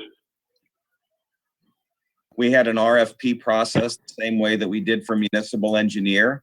And in this process, it was deemed that Mr. Fiacco and his firm were best suited to represent the township. Okay. Thank you very much, Brian. Appreciate your call and your comments. Okay, is there any other comments from the public, Monica? No more calls on this topic. Okay, thank you, Ms. Ferguson. Any other updates? Yes, two other things here. So still on the agenda that we talked about was that I had outlined in my manager's report and talked about a little bit a little while ago regarding the sewer authority, is this idea in the end that we have our meetings the first and third Wednesday of every month. And that under the agreement that we have with the technology consultant, we can have additional meetings during those weeks at no additional cost. We had the zoning hearing board meeting last night. That was, we also had on the TV. Now, I don't think we would have any and every committee meeting on the TV. There's a reason for the zoning hearing board and probably the planning commission to do that. But as an example, I had mentioned the goal to have the sewer authority have a meeting that we would have facilitated the same way as a public meeting. If the board had thoughts, I don't think we'd be running meetings necessarily Monday through Friday, but that if we felt that this added level of security in this matter would be done this way, what the board's feelings were about other committees that we wanted to make the same arrangement for, to try to have either the first or the third week of the month for the foreseeable future, quite frankly, that we'll be probably doing these remote meetings. We're going to obviously do the next board meeting, and it very well could be for the month of June as well. Does anybody have any discussion, questions or comments about forming a schedule on the first and third weeks of the month for the committees that should be handled in this manner? I think I may be jumping the gun a little bit, but I can tell you that professionally, we've started the conversation of what does normal look like for the foreseeable future. And it's clear that we're going to be having less in-person meetings, whatever that might actually end up meaning.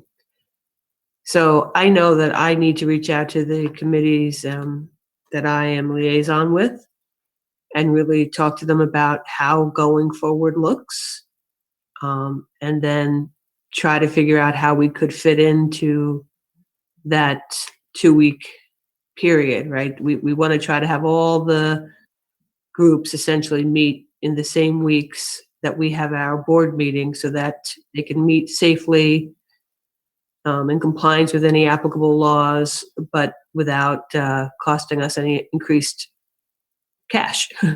So I think I've been in a little bit of a denial, thinking that we would be back to normal sooner rather than later. And now that I fully appreciate that there's a new normal coming, I think that's work that I know I have to undertake. I would also like to add, in the end, I mean, the goal would be to try to do this at no additional cost. But like you said, Suzanne, if push came to shove and this becomes really the normal, we might have to add another week. I would add this as well. We do this as a level of security versus a typical Zoom meeting. A committee could still meet and have a Zoom meeting. We'd make sure the appropriate advertising was taking place without using our consultant in this way. It's just a matter of how you all decide you want to prioritize that. Any ideas from the board? Yeah. Go ahead, Mr. Lucia, we're going to say something. Yeah, well, originally when I was thinking about this, I figured during the early phases, we want to make sure that the committees that had pending business, things that had to be approved contractually or under the law, that they could meet somehow, and then the other ones maybe shouldn't meet. And now we've got a plan for this for a longer period. Perhaps part of the strategy might be having shorter meetings or time-limited meetings so that we could continue on the 2-week plan and say, listen, the meeting's got a start and end date time, and we stick to that. And then that way we could simplify the advertising notices. It'd be one shot for all that sort of stuff. Simplify the process on that. We could probably start at like 7 and do, a couple of them. But I'm certainly open to suggestions around that on ways to do it. Or just plain Zoom meetings without the consultant is fine too, in my mind. But just as long as people know about it and can access it, and they won't have any issues. Go ahead, Dan. I mean, from my perspective, I've been having, I think we all have to some extent, right? Whether it's work or personal life, I've been sitting in this sort of Brady Bunch setup with the little windows looking at friends and family and coworkers a bunch these last few months. Whether it's Zoom or Microsoft Teams is the big one where I am all the time, or something else. But I found it to be relatively easy and simple to implement from a personal perspective, professional perspective, whatever they want to do. And I think the advisory boards and commissions, if they, they do advise us, but a lot of them like to meet and keep up to date on things. So if they had, all I'm saying is if it's anything we can do to allow them to meet, keep up to speed on things, continue their whatever work they have been doing over the last several months prior to this, I would be very much in favor of allowing them to meet, as long as we're able to, as everyone else has been saying, meet the public notice requirements, et cetera. I don't see a need to prevent them, stop them from meeting, given our current situation, because I think this technology is making it fairly simple to do, unless I'm missing something on that end. Mr. McCartney? No, I have nothing to add. I mean, Kurt, I guess my question is there a priority that you would see, or is there, obviously zoning last night, that seemed to be a priority as far as, comments pushed through. Is there a priority as far as committees that you would see that would utilize, you're talking about a Monday, Tuesday, and a Wednesday, correct? During the same week that we're on? On Monday, Tuesday, or Thursday. For the Planning Commission, I was texted while you all were talking, has set their meeting for Tuesday, May 19th at 6 p.m. That's the day before our board meeting. The interesting thing now is because everybody's home and not having to travel a meeting, we are opened up to not necessarily have to have meetings at 7 or 7:30. We could be, and some of the committees, like in the Planning Commission, had asked, like, could we do the meeting earlier? So, but to answer your question, The zoning hearing board, there's a reason for the zoning hearing board to meet. That's a legal one. It's a quasi-judicial board. The planning commission, obviously, that has proposals before them that have to make their way to the board. Probably the park and rec board, in light of what's happening right now with parks and with closings and reopenings going on. I mentioned the sewer authority. That's going on. They're reviewing projects that are coming up here that are important to the township. To me, we could start off by sending an email to all of the other committee chairs. I could have Barbara, my assistant, do that to just get a sense of things. If someone thinks that there's a reason for them to meet, we could work to accommodate it. And we could do that, James. There's nothing to sit and say that if a board wanted to have a public meeting and it was an off time at 5:00 or something and they wanted to do it, there's no rule that they couldn't do that. It would still be public. People could still watch it. There would still be minutes taken, but we could start by doing that, by reaching out and seeing if someone has a desire that they think they need to meet in the next 3 or 4 weeks. I could communicate that to all of you and we could work to make it happen. But, to answer your question, zoning hearing board, planning commission, probably park and rec, and the sewer authority to start would be the 4 that I think right off the bat that should meet. Okay, and then I guess, so, and including us, that's 5. So we would have to kind of prioritize depending on if somebody had an agenda item within those other, 4 committees that needed to be addressed, how to rotate them into the same week that we're on. For now, and like you said, if it gets to the point where, this continues past, the next 4 weeks and, there's more pressing issues, maybe adding a second week or adding, some type of, second week to it. And there's nothing to say we couldn't have committees, for example, meet, provided their agenda we could reasonably predict as far as time frame, that someone met at 5 and someone met at 7. The guys are already set up here, and we could do that as well.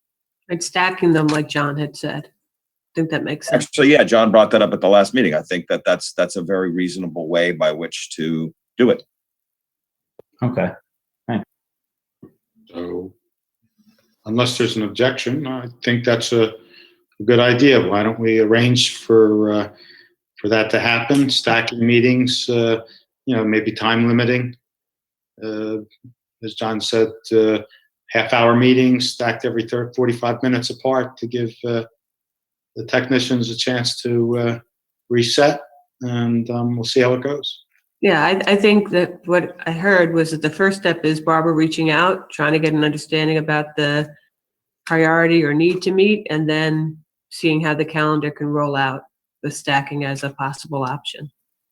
The only thing I want to point out to the board, if there's any comment about this, is that, our meetings are obviously run over the cable channel that we have. We're doing that with the zoning hearing board upon the advice of the solicitor and the planning commission, quite frankly. They have projects that people, have a right to have access to or could participate in. I wouldn't anticipate the other committee meetings bringing in and doing the full TV show with it as well. I don't think that that's necessary. I think doing it, we do this in Zoom and stream it on Facebook and have all of these other means that we don't need to do it on TV as well.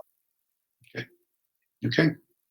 I think we have a consensus. Terrific. Fred, I have one more item that that I emailed you yesterday and asked to be put on the agenda. And I sent out to all of you, Monica's email regarding her recommendation that I would say it's our recommendation. It was Monica came to the chief and I with us, our police chief, for those of you who don't know, who wears many hats, is also the emergency management coordinator. He coordinates with the pandemic, with the county, with lots of different entities as far as managing what's happening and staying on top of it. Have met over a couple of days regarding the recommendation that she had made to the board to reopen the trails at Memorial Park and open up the parking there, and to open up Makefield Trail, but to keep that parking closed for now as sort of our own phase 1 to start to open things back up. That memo went out to all of you was it yesterday or the day before? So I think her hope was that to do that this Friday.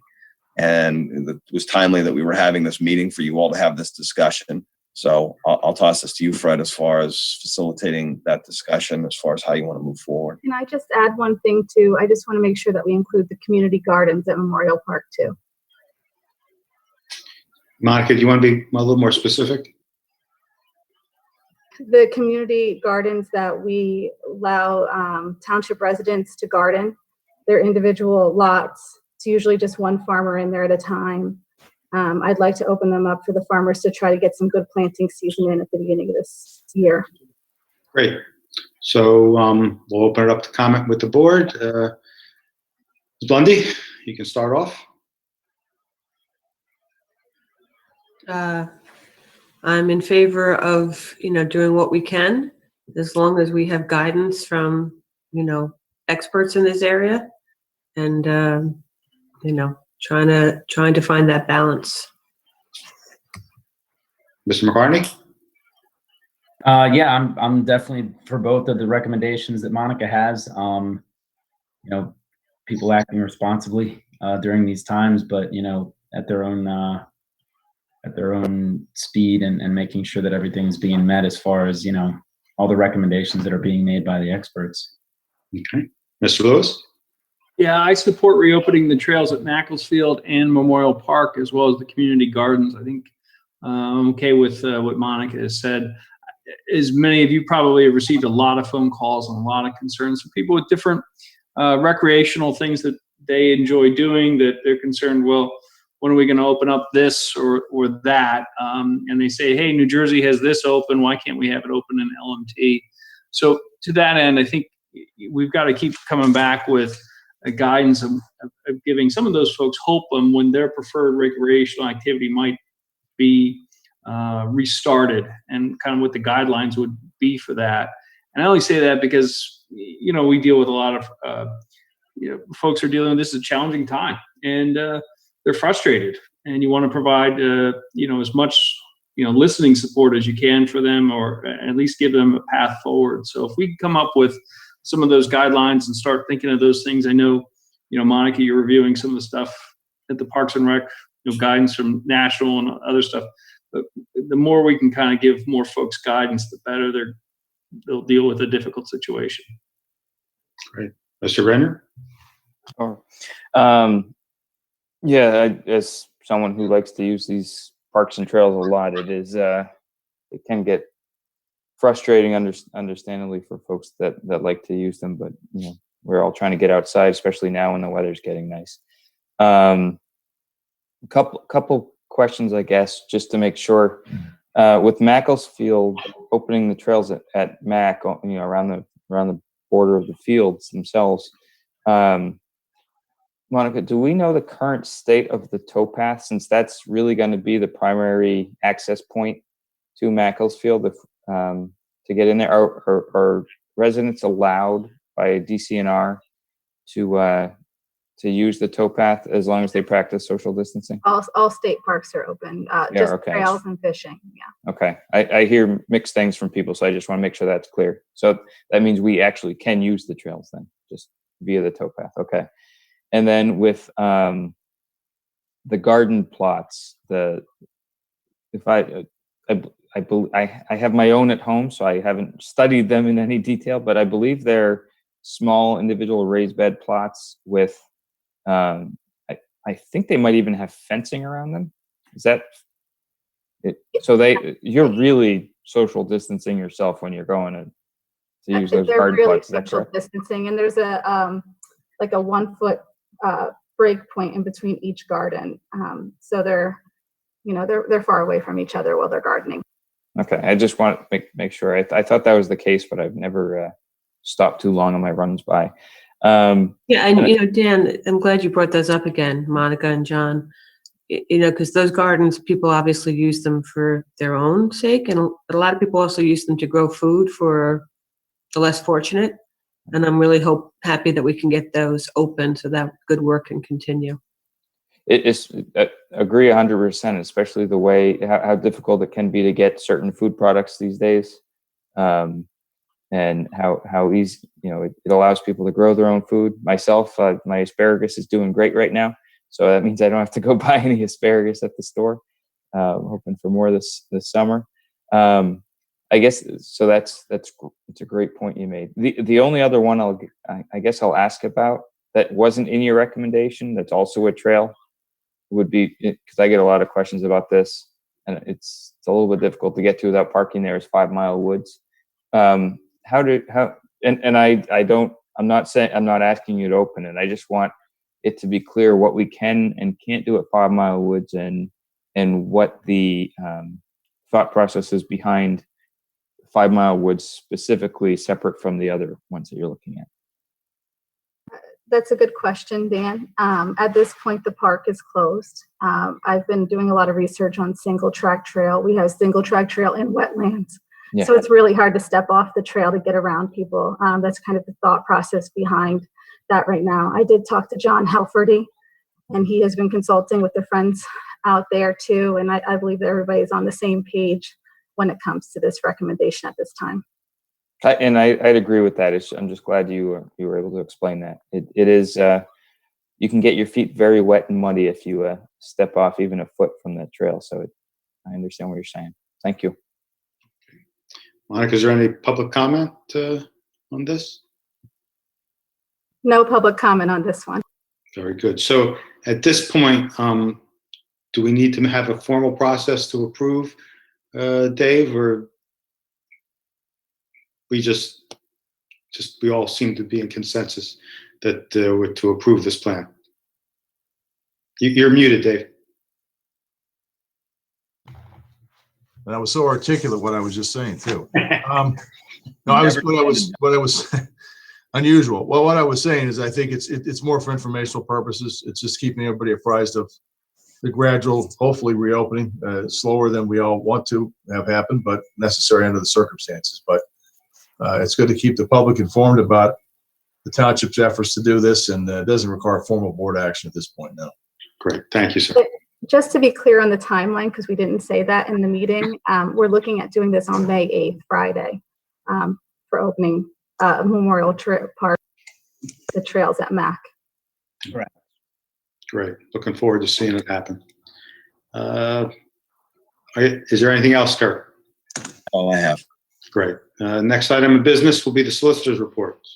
Yes, no executive session tonight, so I won't be reporting on anything like that. A specific item here, everybody may recall that a few weeks ago, there was a vote to advertise changes to the responsible contract ordinance, specifically 2 subsections, basically to change the time frame for review internally and also for approval of contractor responsibility determination from what was previously worded as at least 30 days in each subsection to now no later than 30 days. And the purpose of that is that the experience has been of the staff that 30 days is more than sufficient for this type of determination to be made. Most of the contractors who do submit for the proposals that are received are familiar, so the background checks they don't take the full time. Obviously, if there's some outlier, the board can be apprised of that, and that can be modified. But it was recommended by the staff professionals that this be done, and the board voted to advertise that. It's been properly advertised. It's now appropriate for approval and to adopt the ordinance as amended. Okay, at this point, I'll consider a motion. I'll make a motion to adopt ordinance number 422, also known as the responsible contract ordinance. Okay, we have a second by Supervisor Blundy. Any comment from the board at this time? Hearing none, I'll open it up to the public. Monica, is there any public comment? No public comment on this. Very good. Hearing no further comment, I'll call the question. All those in favor of the amended change in the ordinance signify by saying aye and raise your hand. Aye. Aye. Aye. Opposed, no. 5-0. Motion is approved. Thank you. There's nothing under zoning hearing board tonight. We don't have any appeals that require the board's review or determination at this time. Next up, I believe in the building or in the house, so to speak, is Mr. Murphy, who is representing the applicant for the subdivision of the Marazzo property townhomes. And we have prepared a draft approval letter that has been seen by Mr. Majewski. He helped us with that, Mr. Ferguson, and obviously Mr. Murphy. So if Mr. Murphy is available, if we get him online, we can do the review process and have the board consider the application and the approval as we have drafted it. So, and just for everybody's edification, I know the board members know this, but this location is where currently the Marazzo Garden Center is located at the intersection of Sutphin and Yardley Morrisville Roads. It's on the southwest corner, I guess, of that intersection. I'm good, right? And right before the road splits, where Pine Grove goes south and Yardley Morrisville goes south and east. So, Mr. Murphy, if you want to, while you're here, if you want to just give a little bit of more description of what the proposed plans were, the history. This has gone before the zoning hearing board. For certain variances were granted. It's been reviewed by professionals who are recommending certain variances, and then we can embark on any questions from the board if we have a motion to approve it subject to the conditions in the letter. Right. Assuming everybody can hear me, Dave? I can. Okay, good. As I think most of the board members are aware, the genesis of this project probably started 3 or 4 years ago when the owners of the garden center first made a determination to consider the sale of the property.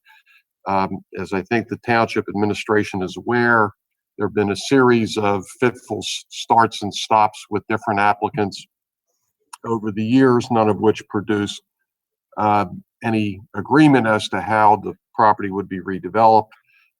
Most recently, about 15 months ago, DeLuca Homes entered into an agreement of sale with the owners of the site to redevelop the site, and since then, there have been multiple meetings, first with the Sutphin Pines HOA, both the administration and the community at large, township staff, planning commission, zoning hearing board, etc., to respond to a series of concerns that had lingered throughout the earlier application efforts.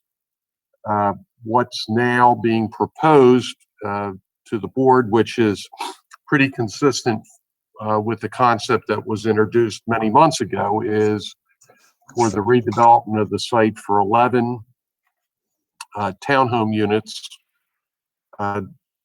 If we want to show the first slide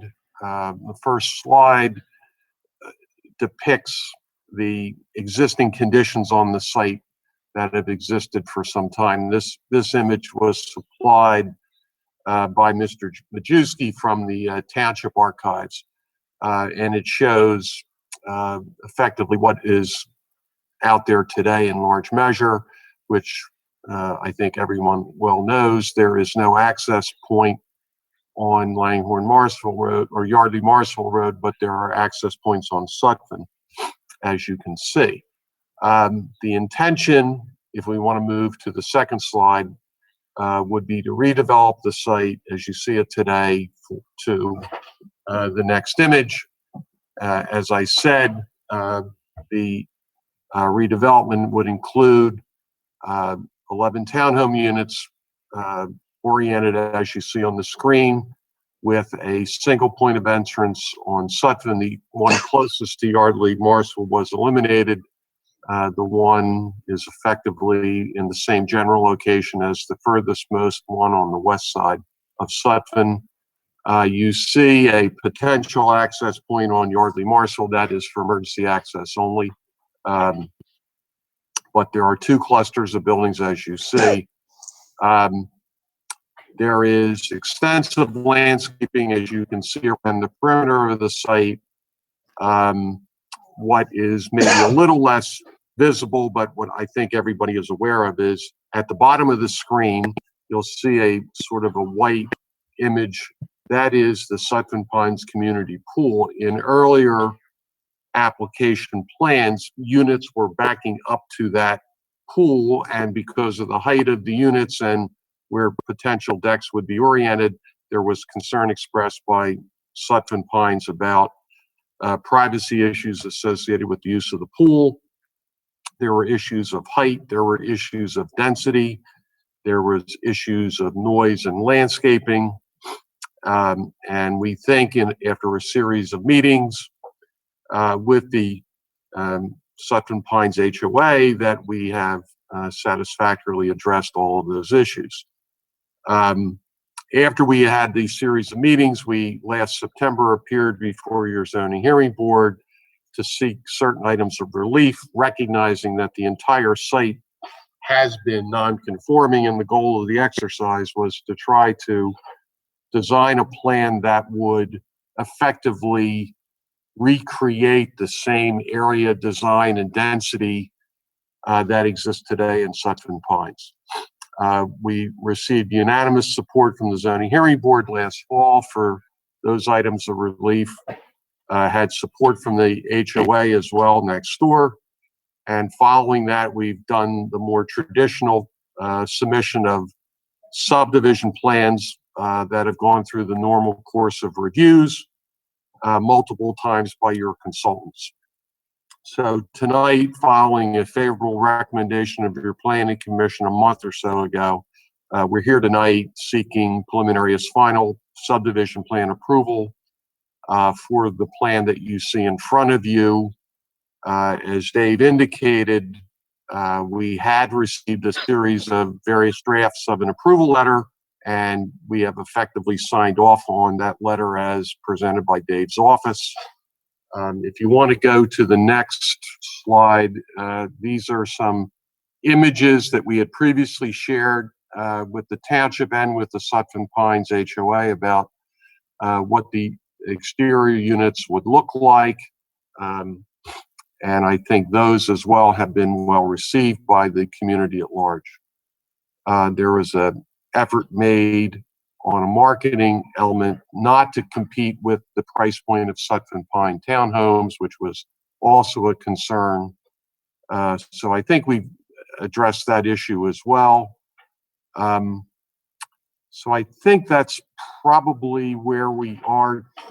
Dave, if you want to talk about the approval letter, we can, but again, I think we've, the letter that hopefully everybody has seen pretty much addresses the issues that we've highlighted. One other thing that hasn't found its way into the letter yet, but which we've talked about with the administration and you, is that based on your own traffic consultant's review, and because the traffic being generated by these 11 new townhomes is significantly less than the garden center traffic, your consultant has confirmed that no traffic impact fee would be payable. There is park and rec fees payable, water sewer tapping fees all payable, and all those are covered in the draft approval letter. But traffic impact fees would not be chargeable in this particular instance.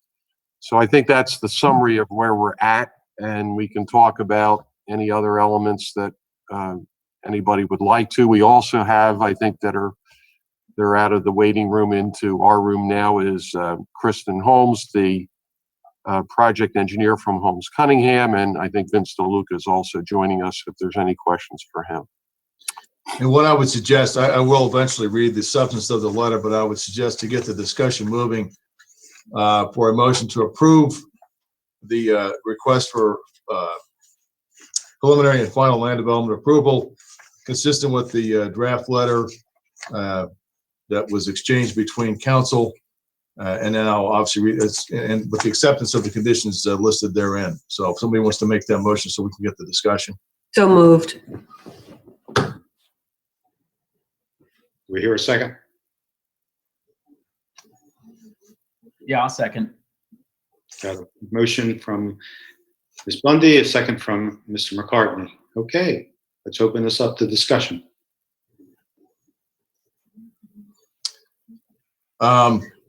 If you'd like me to go ahead and just try to get through the letter so people understand what I think Mr. Murphy covered most of the issues very well. Obviously, applicant's engineer is here to discuss it. It has been vetted by our own staff as well, pretty extensively. So let me just put the details in. Indulge me a few minutes here. It's for preliminary and final land development plans prepared by Holmes Cunningham Engineering for 11 single-family residential attached dwellings, 5 in one structure, the remaining 6 in the other structure, on 2.88 acres of land, for 17 sheets of plans dated November 11, 2019, last revised March 9, 2020, together with an existing features plan consisting of 1 sheet dated November 8, 2019, prepared by Kavanaugh Surveying Services of Doylestown. In addition to waivers request letter revised April 30, 2020, and response letter dated April 30, 2020, both prepared by Holmes Cunningham Engineering. And all that together is referred to as the plan. The approval of the plan is subject to all the terms and conditions contained in this letter, which would include compliance with, in all respects, with each and every requirement of the Lower Makefield Saldo, the zoning ordinance, and all other municipal ordinances referred to in their entirety as the code, and all applicable regulations and laws of every level of government having jurisdiction. Without limiting any of the foregoing, the Township Board of Supervisors would approve it, subject to specific compliance with the following terms. If required, you must obtain beyond appeal all necessary and or required variances from the zoning ordinance, or in the alternative, you must revise the plans so that it fully is compliant with the zoning ordinance as of this date. The approval of the plan variances were approved by the Township Zoning Hearing Board as referenced by Mr. Murphy from sections 200-20.A, 200-21, 200-23, 200-52.C, 200-63.A, 200-73.C2, and 200-73.C3 regarding the use of the property for single-family attached dwellings, density, maximum impervious surface coverage, required open space collector and arterial, required open space collector and arterial roads setback requirements, and minimum widths required for type 1 and type 2 buffers.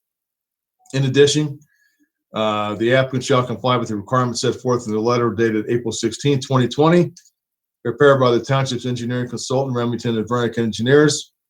And those items are listed 1 through 27. And I won't list all those, but they are set forth specifically in that letter. And then recommended waivers are a waiver from section 178-12 of the ordinance, which requires separate submissions for preliminary and final land development plans. Waiver from 178.13, which otherwise requires that the plan shall show existing resources within 500 feet of the site. A waiver from section 178-13C, D, and D, respectively, which otherwise require adherence to certain plan procedures as outlined in the ordinance. Waiver from sections 178-19 and 178-23 of the ordinance, which otherwise require submissions of 7 full-size plan sets, 3 full-size copies of plans showing traffic control markings and signs, and 3 sets of reports with 1 electronic copy of full set of plans and reports.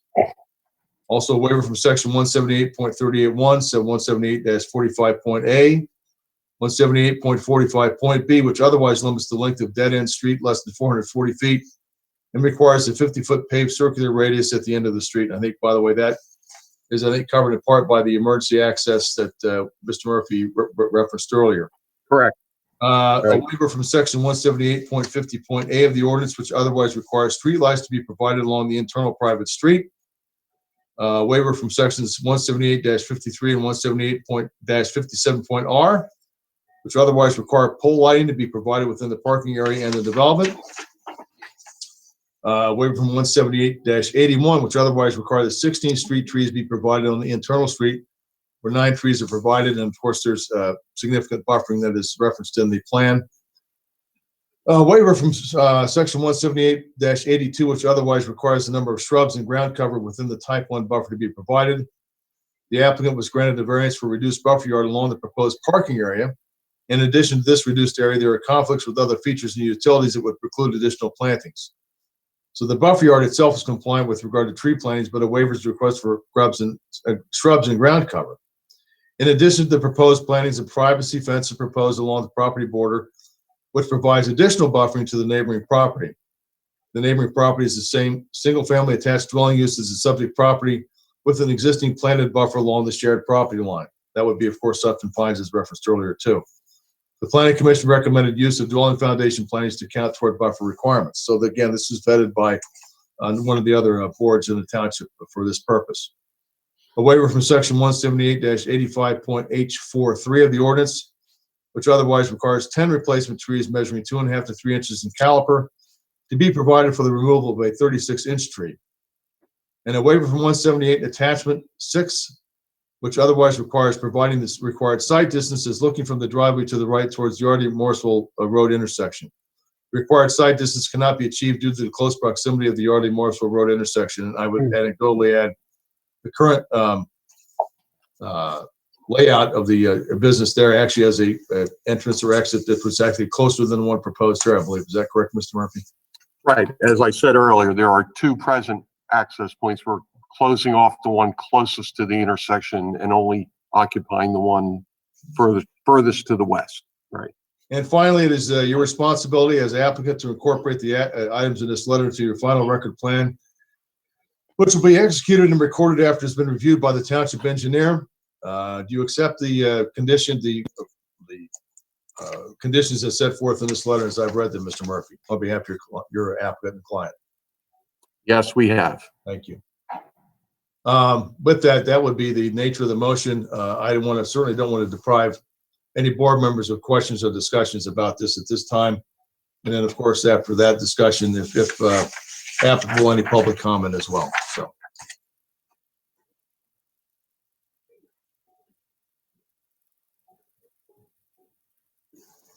Music to my ears. Music to my ears. There is one public comment. Fred. Of course. Oh, go ahead, Dan. Thanks, Fred. How you doing, Mr. Murphy? I've been here 2 hours and we're just getting started, so. Oh, don't worry. I'm cranky.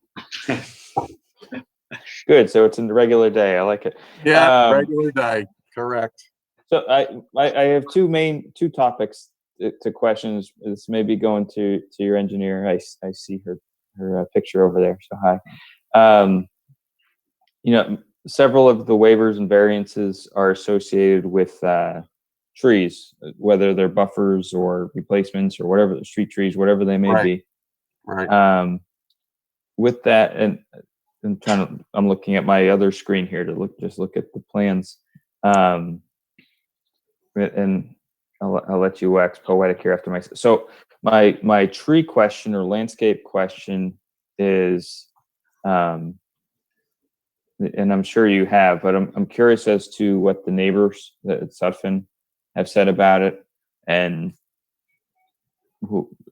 any side of, during this whole process. I know you've had zoning hearing board meetings with neighbors that have come and commented, right. Both seemingly positive. I was at that zoning hearing board meeting to cover for Dr. Weiss on that one, so I got to hear some of that. Planning commission obviously just went through this with you, and I'm sure there was some public comment there. So I'm really interested in what the feedback was from the neighbors with respect to the reduced buffer type.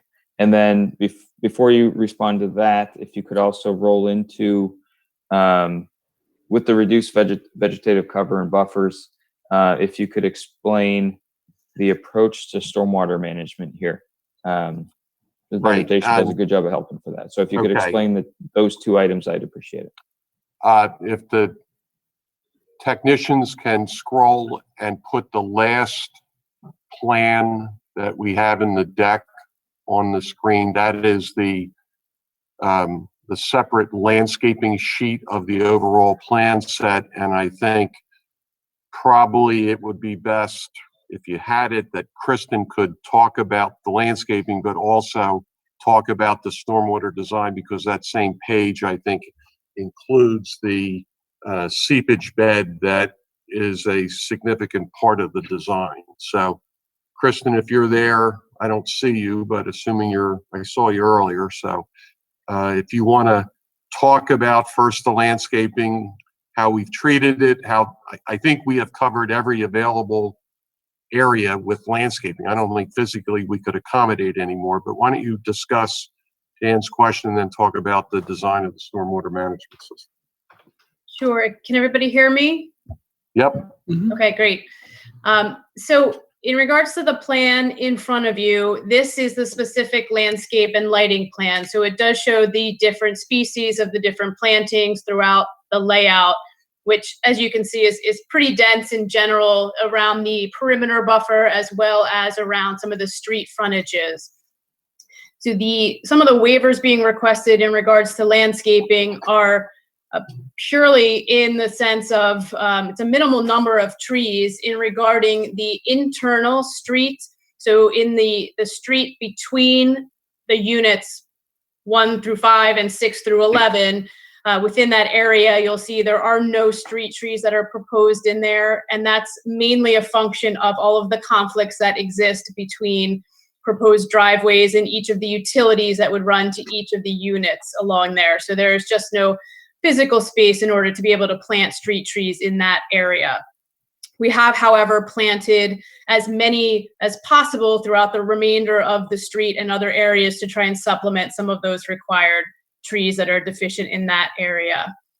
And in regards to the buffer around the perimeter, the portion, which I think was one of the questions in regards to the reduced buffer area, is on the lower section of the screen, is adjacent to the parking stalls. So there are 15 parking spaces on that southernmost point along the shared property line with Sutphin Pines. And that is an area where a variance was received for a reduced dimensional buffer area. However, we are planting the required number of trees that would be required for a full buffer throughout the perimeter. We are really just requesting a waiver from the shrubs and ground cover portion of that requirement. The actual number of trees are proposed as required throughout the site. And Kristen, if I'm just on that one issue, I'm assuming you have a landscape architect that did this design. Yes. And they're okay. You know, sometimes planting too densely is sometimes worse. I just want to make sure that they're okay with the density that you're planting here. Yes, absolutely. I mean, we were trying to make a balance of trying to meet the intent of the ordinance with the buffer while also trying to not overcrowd, but provide something that is feasible and will last out at the site. So yes, those have all been reviewed as far as spacing of trees and the different species that are proposed on there. Okay, thank you. And I think, Dan, your other question in regards to stormwater management on here. So on this plan, on the left side of the screen, to the left of units 1 through 5, there is a gray hatching in a rectangular box, and that represents an underground seepage pit, which is an underground stone dry well that will collect all of the runoff via storm pipe throughout the site. It will bring the runoff into this underground system. It will increase water quality, infiltrate back into the ground, and then there is an overflow and a discharge pipe that would flow to the north into an existing storm system in Yardley Morrisville Road. So that has been designed to meet all of the requirements for water quality, infiltration, groundwater recharge, and peak rates for the site. What is the HOA responsible for O&M on that Yes. feature? Yes. Yes. And dare I say that the seepage pit, as Kristen just described it, was recommended by the EAC. Okay. Yeah. We have a history in the township of taking over maintenance of basins, and I was curious as to all the how much improvements O&M on we've site, Dan, are private to be owned and maintained by the HOA, not by any aspect by the township. Okay. Thank you. That's all I have. Any other comments by the board? Yeah, I just had a quick question. You had mentioned that the pricing wasn't going to be competing with Sutphin Pines. Is that correct, Mr. Murphy? Yes, and again, I knew Vince was on my screen at one point, but I don't see him, but he's certainly free if he's here to talk a little bit about that in more detail, James. Okay. I am here. Can you hear me? Yep. Yeah, Jim, the Sutphin Pines is in the upper 3s, maybe low 4s. In our discussions with the community, our units are intended to be priced in the $600,000 range to start, or 2,700 square feet, 2-car garage, full basement. 3 bedrooms, 2.5 baths. So we're going to be in the $600,000 price range for start. And who would you consider your competing neighborhood in Lower Makefield at that price point? Well, I think on the competing neighborhood at this moment with Flowers Field. Flowers Field, we average in the mid sixes for our out sales in that community. So we're looking, competing with that neighborhood. And what's been your average exposure time on those units over there? Well, Flowers Field has a little bit of history because it was delayed for a period of time with a dispute between us and the developer for takedown of lots. But the last 22 lots that we purchased just about a year ago, we've sold 18 of those and have 4 remaining. So we sell, 1.5 a month, basically. Okay. Yeah, which is more in line of what you would expect in Lower Makefield. Or do you have any, I guess, concerns with, I guess it's hard to say for anybody what the, next 90 or 120 or 6 months is going to look like, but from are you building based on deposits? Is that what the plan is? With a townhome community, it's kind of a combination. If we have several of the units sold in the building, we'll build the building and inventory the remaining and sell them during the build out of that building. So we do a combination. And we don't intend, this community probably won't be shovel ready until sometime later in the summer anyway, by the time we obtain the permits, from state agencies and all. So we're looking for like a July, August start date, and hopefully with some pre-sales at that point. And I would assume that you have some spillover from Flowers Field, that people that are looking for similar units. We will. I mean, Flowers Field is a particular buyer. I mean, the TND design, the garages in the rear, that doesn't appeal to everybody. This kind of gives them another option to consider. Okay, thank you. Any other comment from the board? Now let's open it up to public comment. Monica, is there any public comment? Yes, Brian is on the line. We'll patch him in.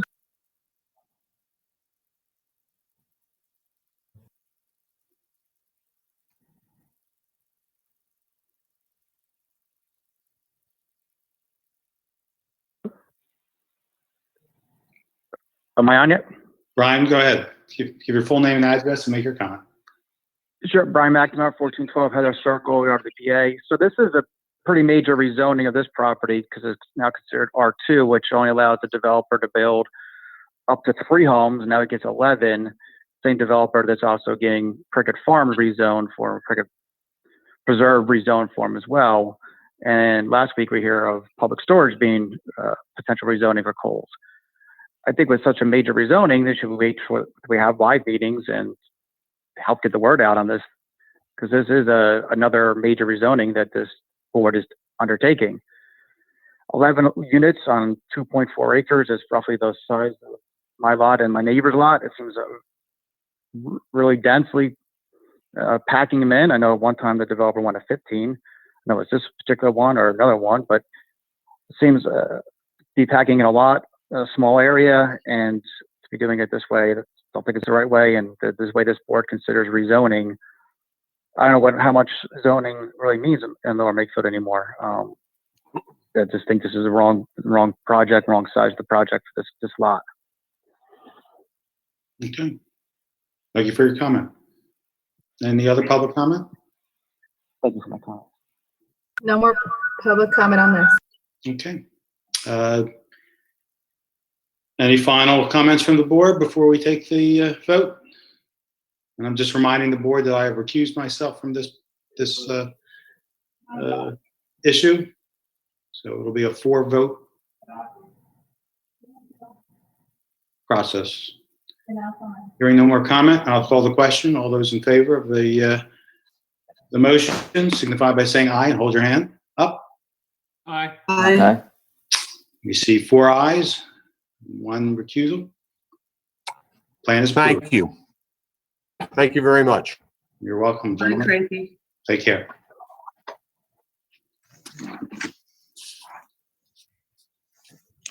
Next item of business is general public comment for non-agenda items. Monica, is there anybody up to bat?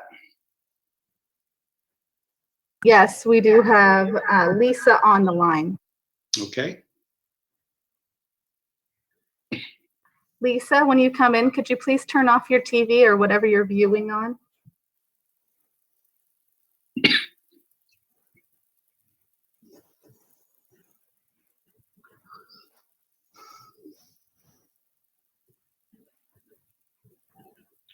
Hello, Lisa, give your name and address and you can Okay, pick it up. yes.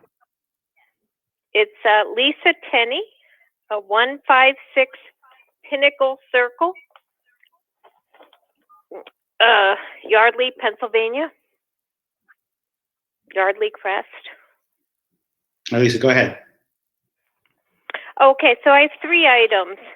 I hoped I needed not to comment on the Prickett Preserve, but I'm very saddened that you mentioned the name Wegmans.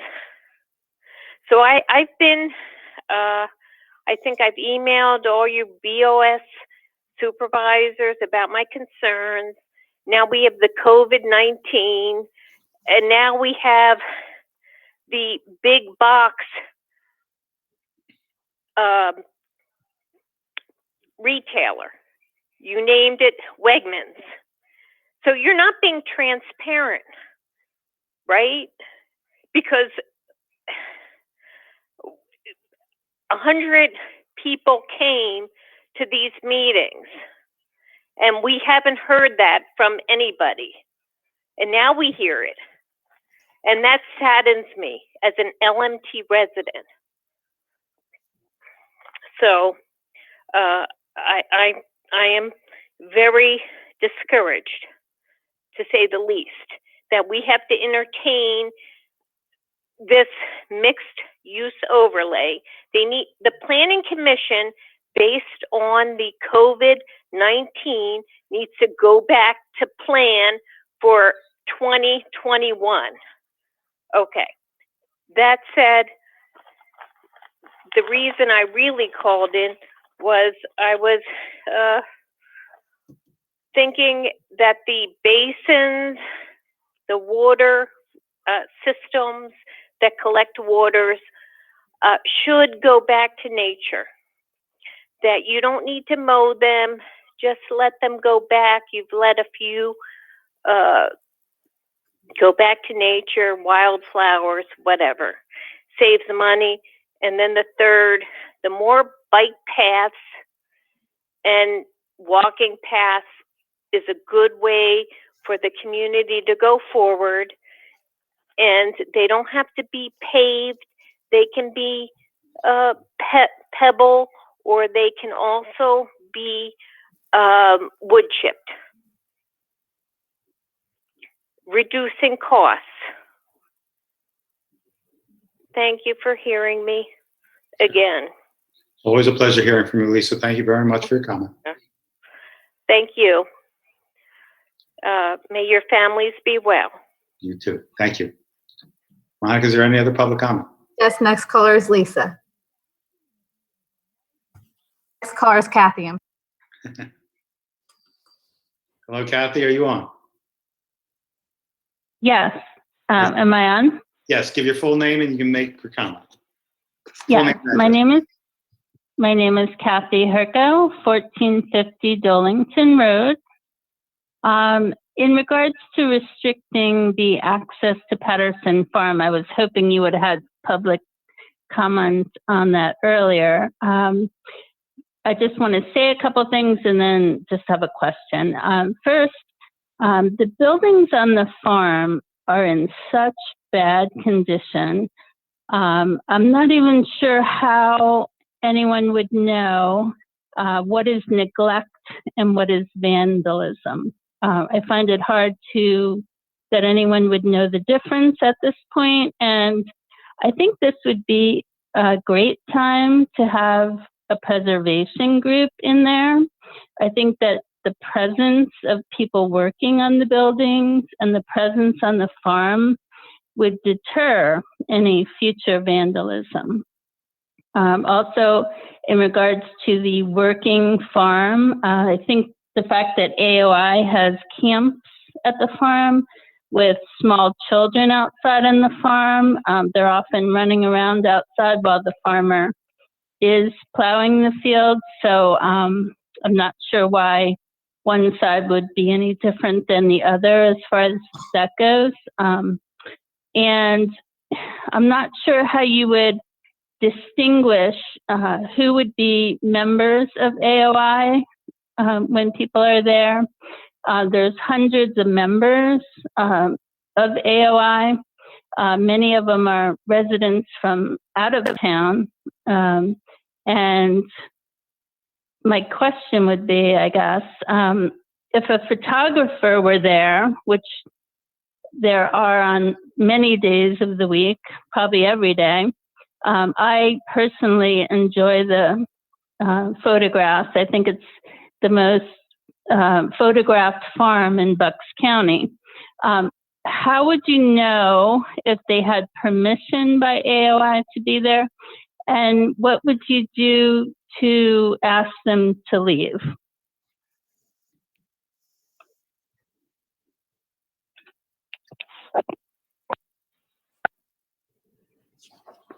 Fred, do you want me to address that? Sure. Yep. I don't know that we would be, calling 911 and having the police go down there. So there are instances of sort of less impact. And I think even Dan Grenier referenced this, that in the end, I think our approach to this would be soft. I mean, there's instances where there's photographers. There's also instances where people are out there milling about, that much like in anything where we have that happen, care would go into not going in military style for someone who wandered onto that site. It is just a more practical issue of posting the property and letting people be aware that they can't be on that property. And if someone called or needed to make arrangements, certainly on various cases that could be evaluated. But just that's used as sort of a pass-through park is what we're trying to address. Okay, thank you for your call. The next caller is Jim.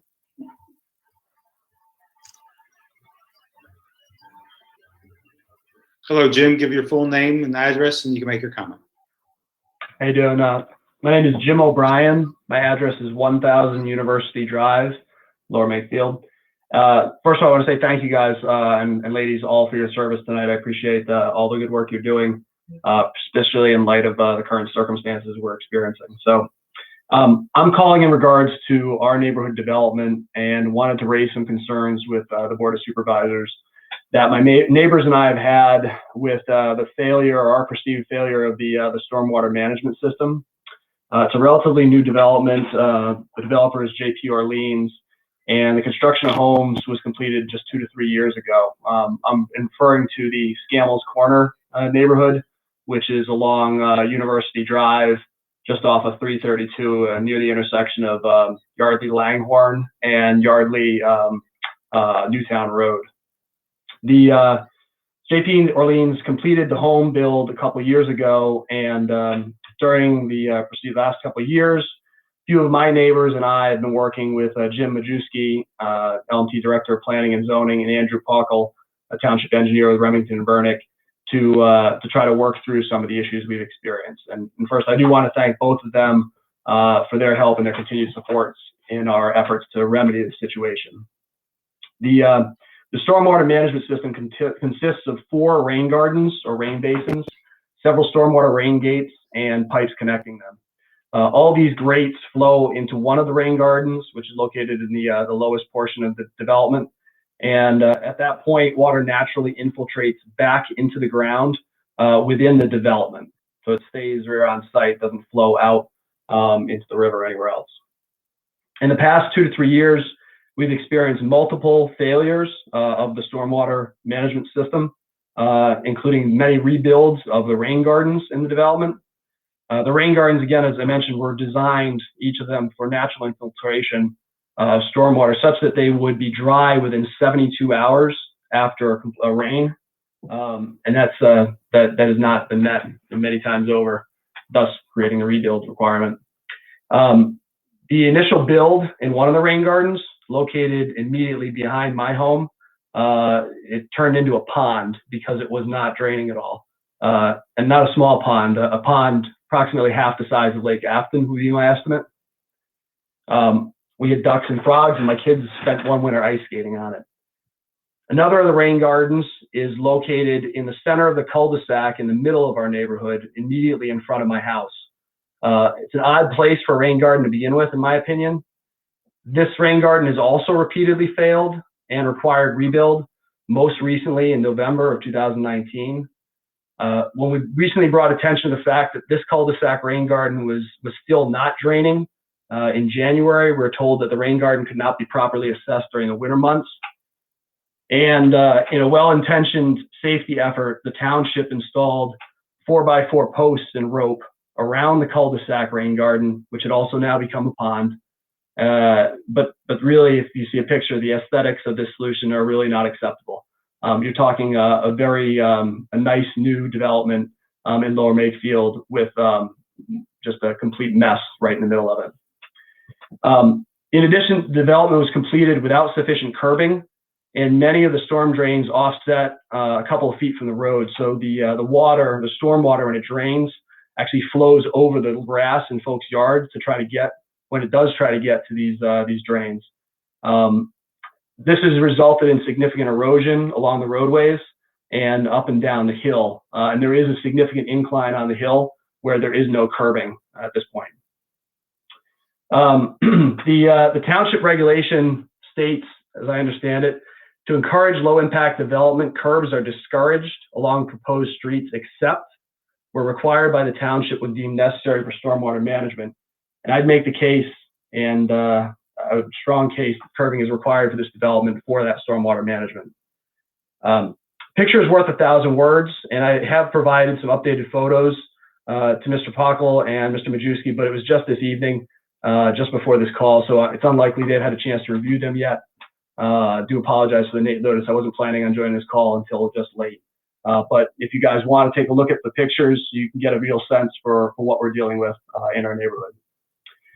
The stormwater management system, including the cul-de-sac and rain garden, curbing and drains, was designed by the developer's engineer, J.P. Orleans. It was reviewed and approved by the previous township engineer, and then reviewed and approved by the County Conservation District and the Pennsylvania State DEP as part of the development stormwater management permit. When the township did realize during the construction phase that the DEP permit requirements could be met without the rain garden, Mr. Pockel and Mr. Majewski did attempt to eliminate the rain garden and pave the entire area. Unfortunately, the County District, Conservation District and the DEP would not allow that change. And from what I understand, at this point, we're required by the state to have a rain garden at a location unless the rain garden proves to be untenable in that location. And I'm here tonight to say that it is clearly untenable in that location. And candidly, the entire stormwater maintenance system, the plan that the DEP and Conservation District are based on, has failed in multiple locations and multiple times. And it just seems to me like it's they're basing that decision to not let us eliminate the rain garden on a failed plan. So as of right now, from what I understand, the development has not been dedicated.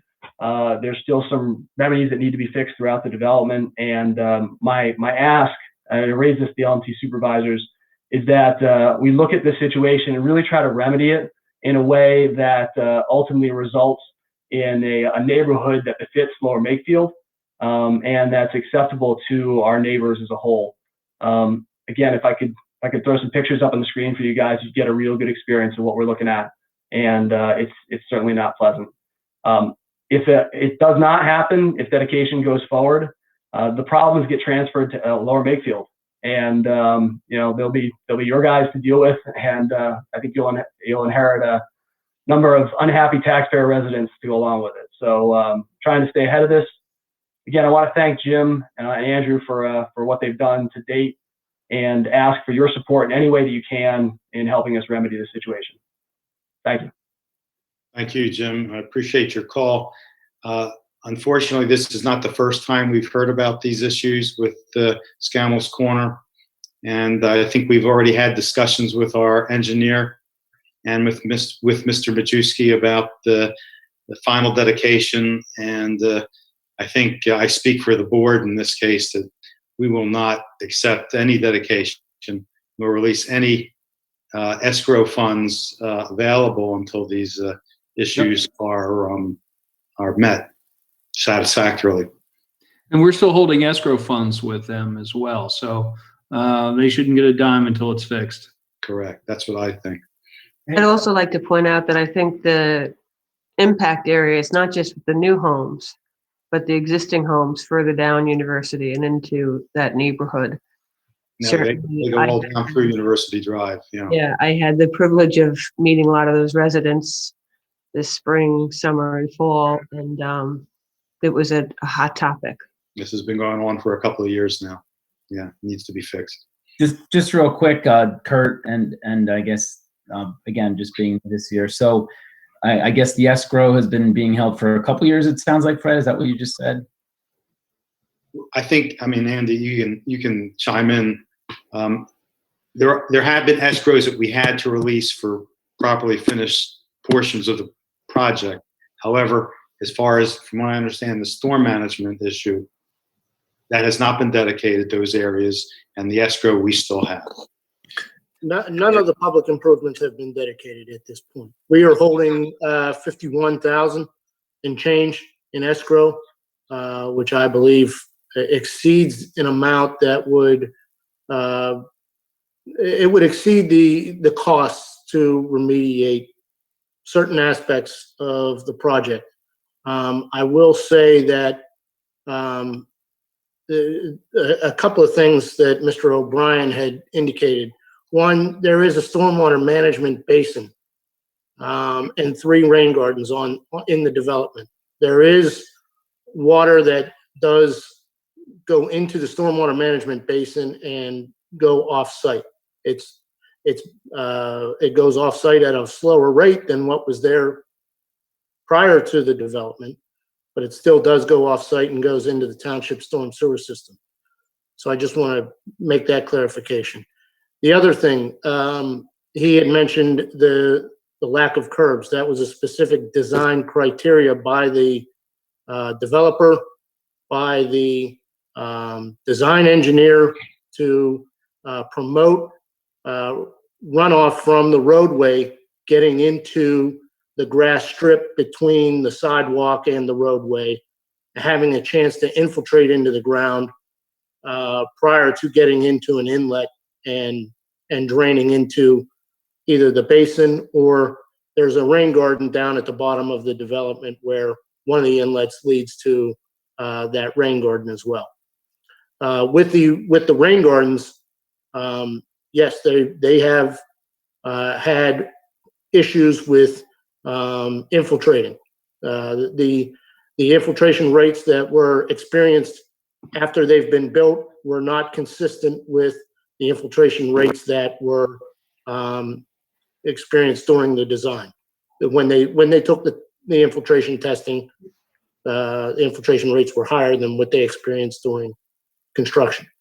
They've mitigated those rain gardens by installing an underdrain, which is a piece of perforated pipe wrapped in stone, and water then gets down into that perforated pipe and brings it off of the surface. And then even if there's a slower infiltration rate, it can there's storage volume underneath the surface within that perforated pipe and that stone to infiltrate the water into the ground. That has not been installed in the rain garden in the middle of the cul-de-sac yet. I expect that when we go back to the Bucks County Conservation District or DEP and notify them that this is failing in its current state, they're going to require the developer to put in an underdrain in that rain garden, similar to what we did on the other 2 rain gardens in that area. So is Andy, I'm sorry to interrupt. Is there some way we can speed up the process so that if this damage is being caused to mitigate it sooner than later? Yeah, I can reach out to Bucks County Conservation District with the photographic evidence that I've been provided tonight and let them know this is failing. and we need to, again, we want to request that we eliminate this rain garden. When we made the initial request, they said no. During the design process, this was the one area within the development that had the best testing results as far as infiltration testing. And so that's why they didn't want us to eliminate that rain garden. I can put together an email to Bucks County Conservation District repeating our request that this rain garden be eliminated, given the photographic evidence. And if they come back and say, well, we want you to try an underdrain, well, then it would be the developer's responsibility to install an underdrain. And Andy, can you clarify for me why it is that we need the blessing of Bucks County to actually move forward with this if we're the ones that are holding the money in escrow and essentially, the developer's not meeting the requirements of the development that, we requested? Well, because we have a plan, the developer provided a plan to. But it's ineffective, right? It's in an effective plan right now. To DEP. They've showed an approved plan by DEP shows a rain garden in that area. And so DEP has given the conservation districts the authority to review these matters. So through the conservation district, DEP will make them put in an underdrain. Yeah. So but let me also say this. Jim has also was sending me an email during all of this, and the conservation district gentleman's name is Rich Kraslev, as you know, Dan. And recently he had indicated to Jim he would have a willingness to re-examine this if we examined all options. And essentially at this point, we've examined all options. So the presumption would be that they would be much more favorable at this point, maybe than they were before. Yeah. Very, very, very quickly. What Andy's saying is the conservation district issues the statewide permit for stormwater management. So there is a permit associated with the stormwater management system. What we're looking at, I think, Andy, is a non-compliance issue with an active permit that the owner of the permit, the developer, would have to get their project back into compliance with the stormwater management requirements that we also permit separately, but we don't necessarily supersede the state government that's delegated their authority to the conservation district. In this case, I'm just looking at the aerial. Clearly, there's infiltration issues with the soils because it's a big brown pond at the moment, at least in the one corner. And so it looks like it's, as you were already saying, it's not draining, it's not infiltrating. So there's more than likely a permit compliance issue that the county gets involved with. And if it continues, potentially the state southeastern office, in addition to the township getting involved. So there's multiple layers of government that all oversee stormwater management in Lower Makefield Township that all have some say in the matter that Andy and Jim are coordinating with. Is that fair? Yeah, that's a fair assessment. Okay, so go ahead, Suzanne. Yeah, I don't want to talk about it too much longer because I appreciate that Andy's going to look into it more. But I know the cul-de-sac he's talking about. I get that we're talking about getting rid of that rain garden and putting something else there.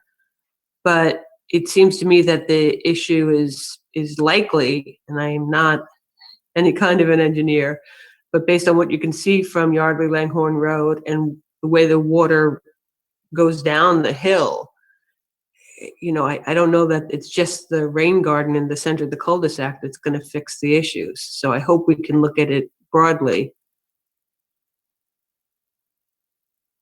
So I think what you're referring to is that there's during rain events, there's water that comes off of the roadway and goes down the roadway because the road is pitched at a 10% decline down the hill and only 2% towards the sides. And so, but at the same time, there's no, I think what I've discussed with Mr. O'Brien and what he's expressed to me was, well, we need to add curb on the roadway. We need to put inlets in the road in order to capture this runoff and get it into the basin, because what's out there now just doesn't work.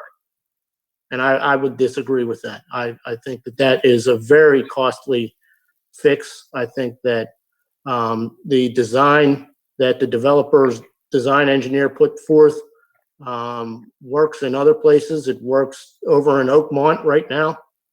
They have a similar design. Andy, I don't want to interrupt you, but it clearly is not working here. So why were we comparing another development with this development?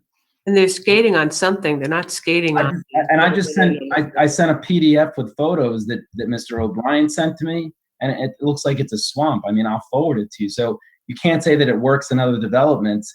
It's clearly not working here. Let me pause here. What I said in the other development is the design where there are inlets between the sidewalk and the roadway and a grass swale that directs the water into the inlets. That's the system that works over in Oakmont. That's what's proposed here. So I think I haven't seen the photos that you've seen or that have been sent to you, but I think at that point, what that is are the rain gardens that showed that they weren't draining.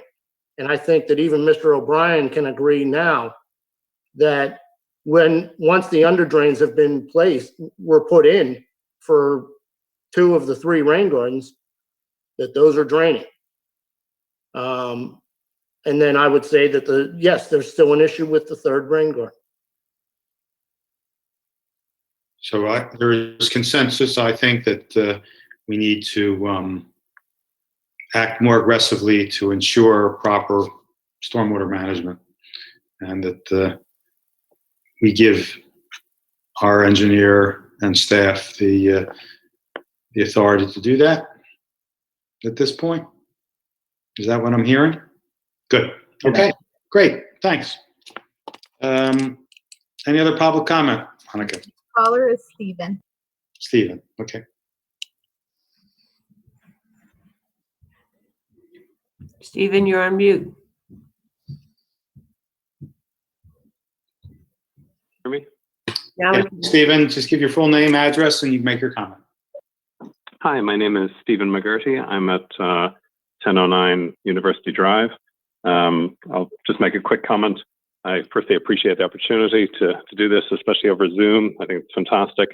I'm a neighbor of Jim's, so I firstly want to thank Jim for a detailed explanation of the problem, and just sort of want to, I think everybody believes me, but, I'm a little concerned about having a body of standing water in front of my house, and appreciate everybody's efforts to brainstorm on the problem and kind of move things forward. So I won't belabor the point, but, just want to echo what Jim said, and hope we can get to some sort of resolution, because it's, as I say, it's not just unsightly. I'm just worried about having a big green pond in front of our house as it's bug season and all that kind of thing. So thank you, everyone. You're welcome. Thank you very much. Any other public comment, Monica? Yes, next caller is Gail. Gail.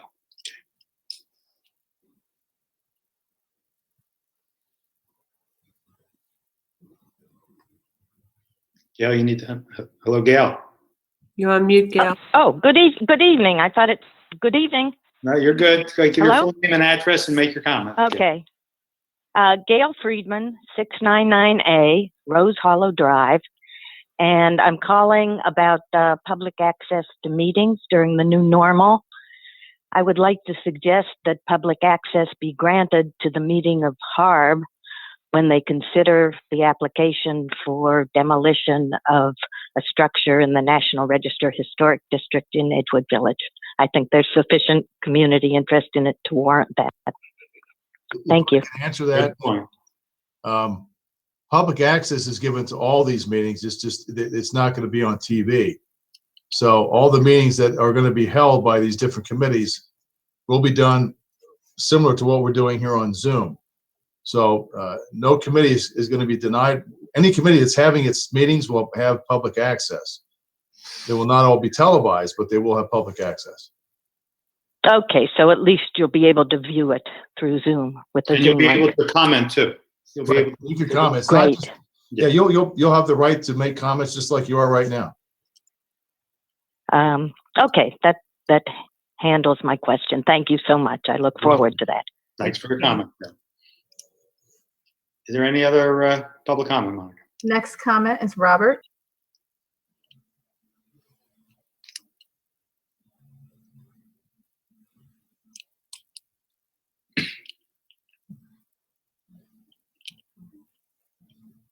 Hello, Hello, Robert. Give your full name and address and make your comment.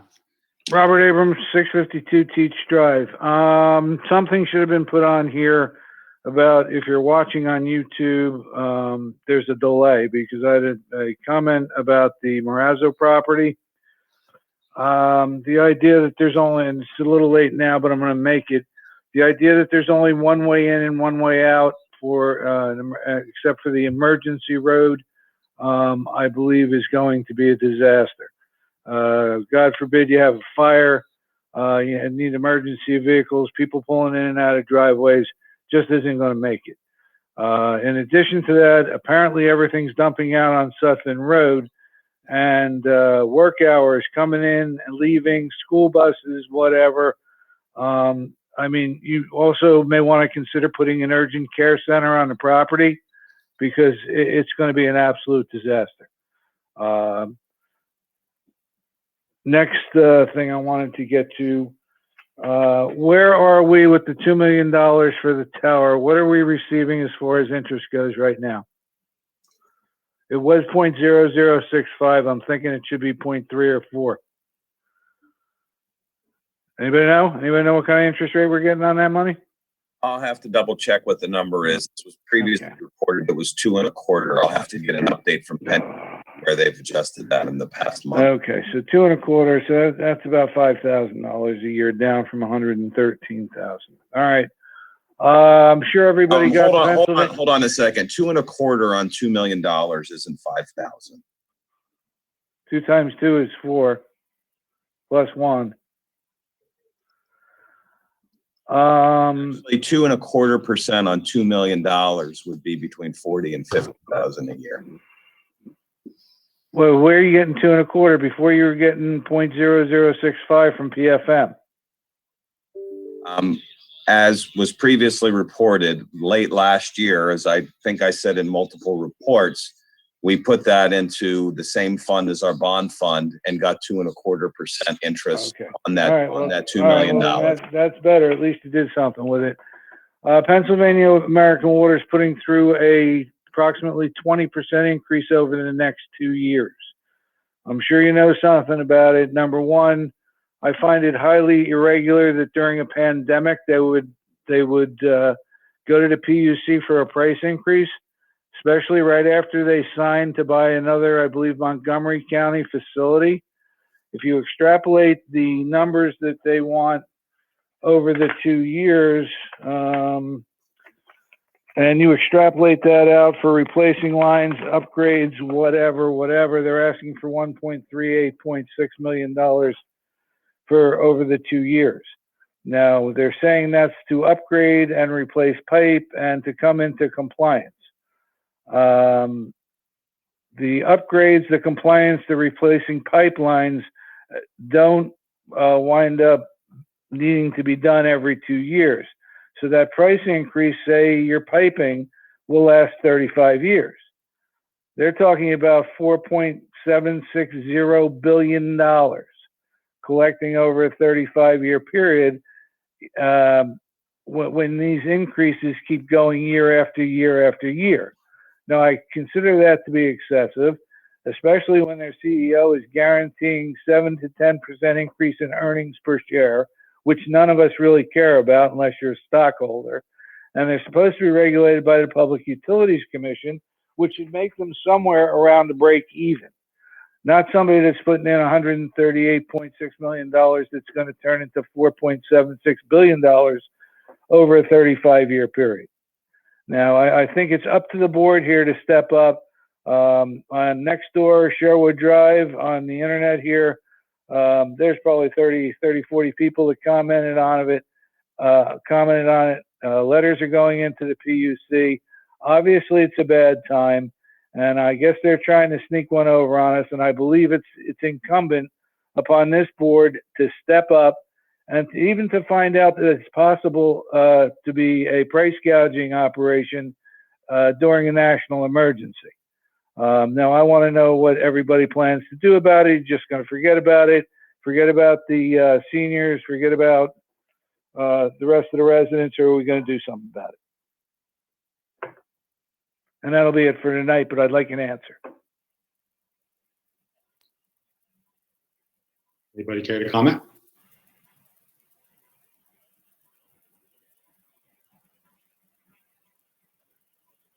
Okay, I guess we're not going to do anything about it.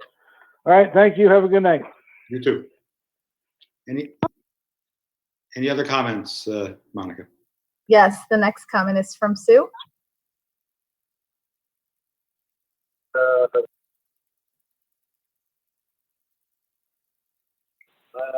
Hello, Sue. Give your full name, address, and make your comment. Putting an urgent care center on the property because it's going to be an absolute disaster. Sue? Turn your TV off. Next thing I wanted to get to. We were with $2 million. Sue, can you turn your TV off, please, and then make...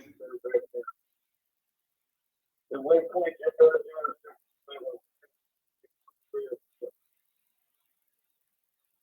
Hello, Sue?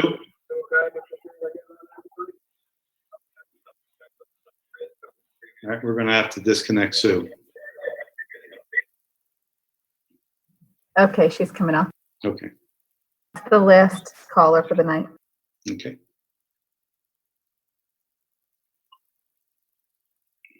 There's no more public comment? No more public comment. All right, thank you. Discussion items. There's none on the agenda. Is there anything from the board? Hearing none, we'll go to supervisor reports. I'll just make it easy. Any supervisor sitting in any meetings at this point? I didn't think so. Oh, we had the zoning hearing board yesterday. Oh yes, John. Which you can still watch online if you'd like. It worked out actually very well. Special kudos to the chair, Anthony Zamparelli, and all the members of the zoning hearing board who did very well yesterday. And I think everybody got a fair hearing. Public comment was accepted. People came in. There was some very good discussion. There was a continuance on a matter that the board is involved in, as you know, revolving the Timco property. But aside from that, like I said, I think the process went very smoothly, so that was a good thing. Excellent, excellent.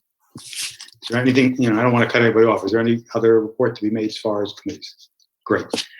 Any other business? There being none, I appreciate another remote meeting, and I'll see you in 2 weeks. This meeting is adjourned. Thank you. Bye, everybody. Thanks. Bye. Good night.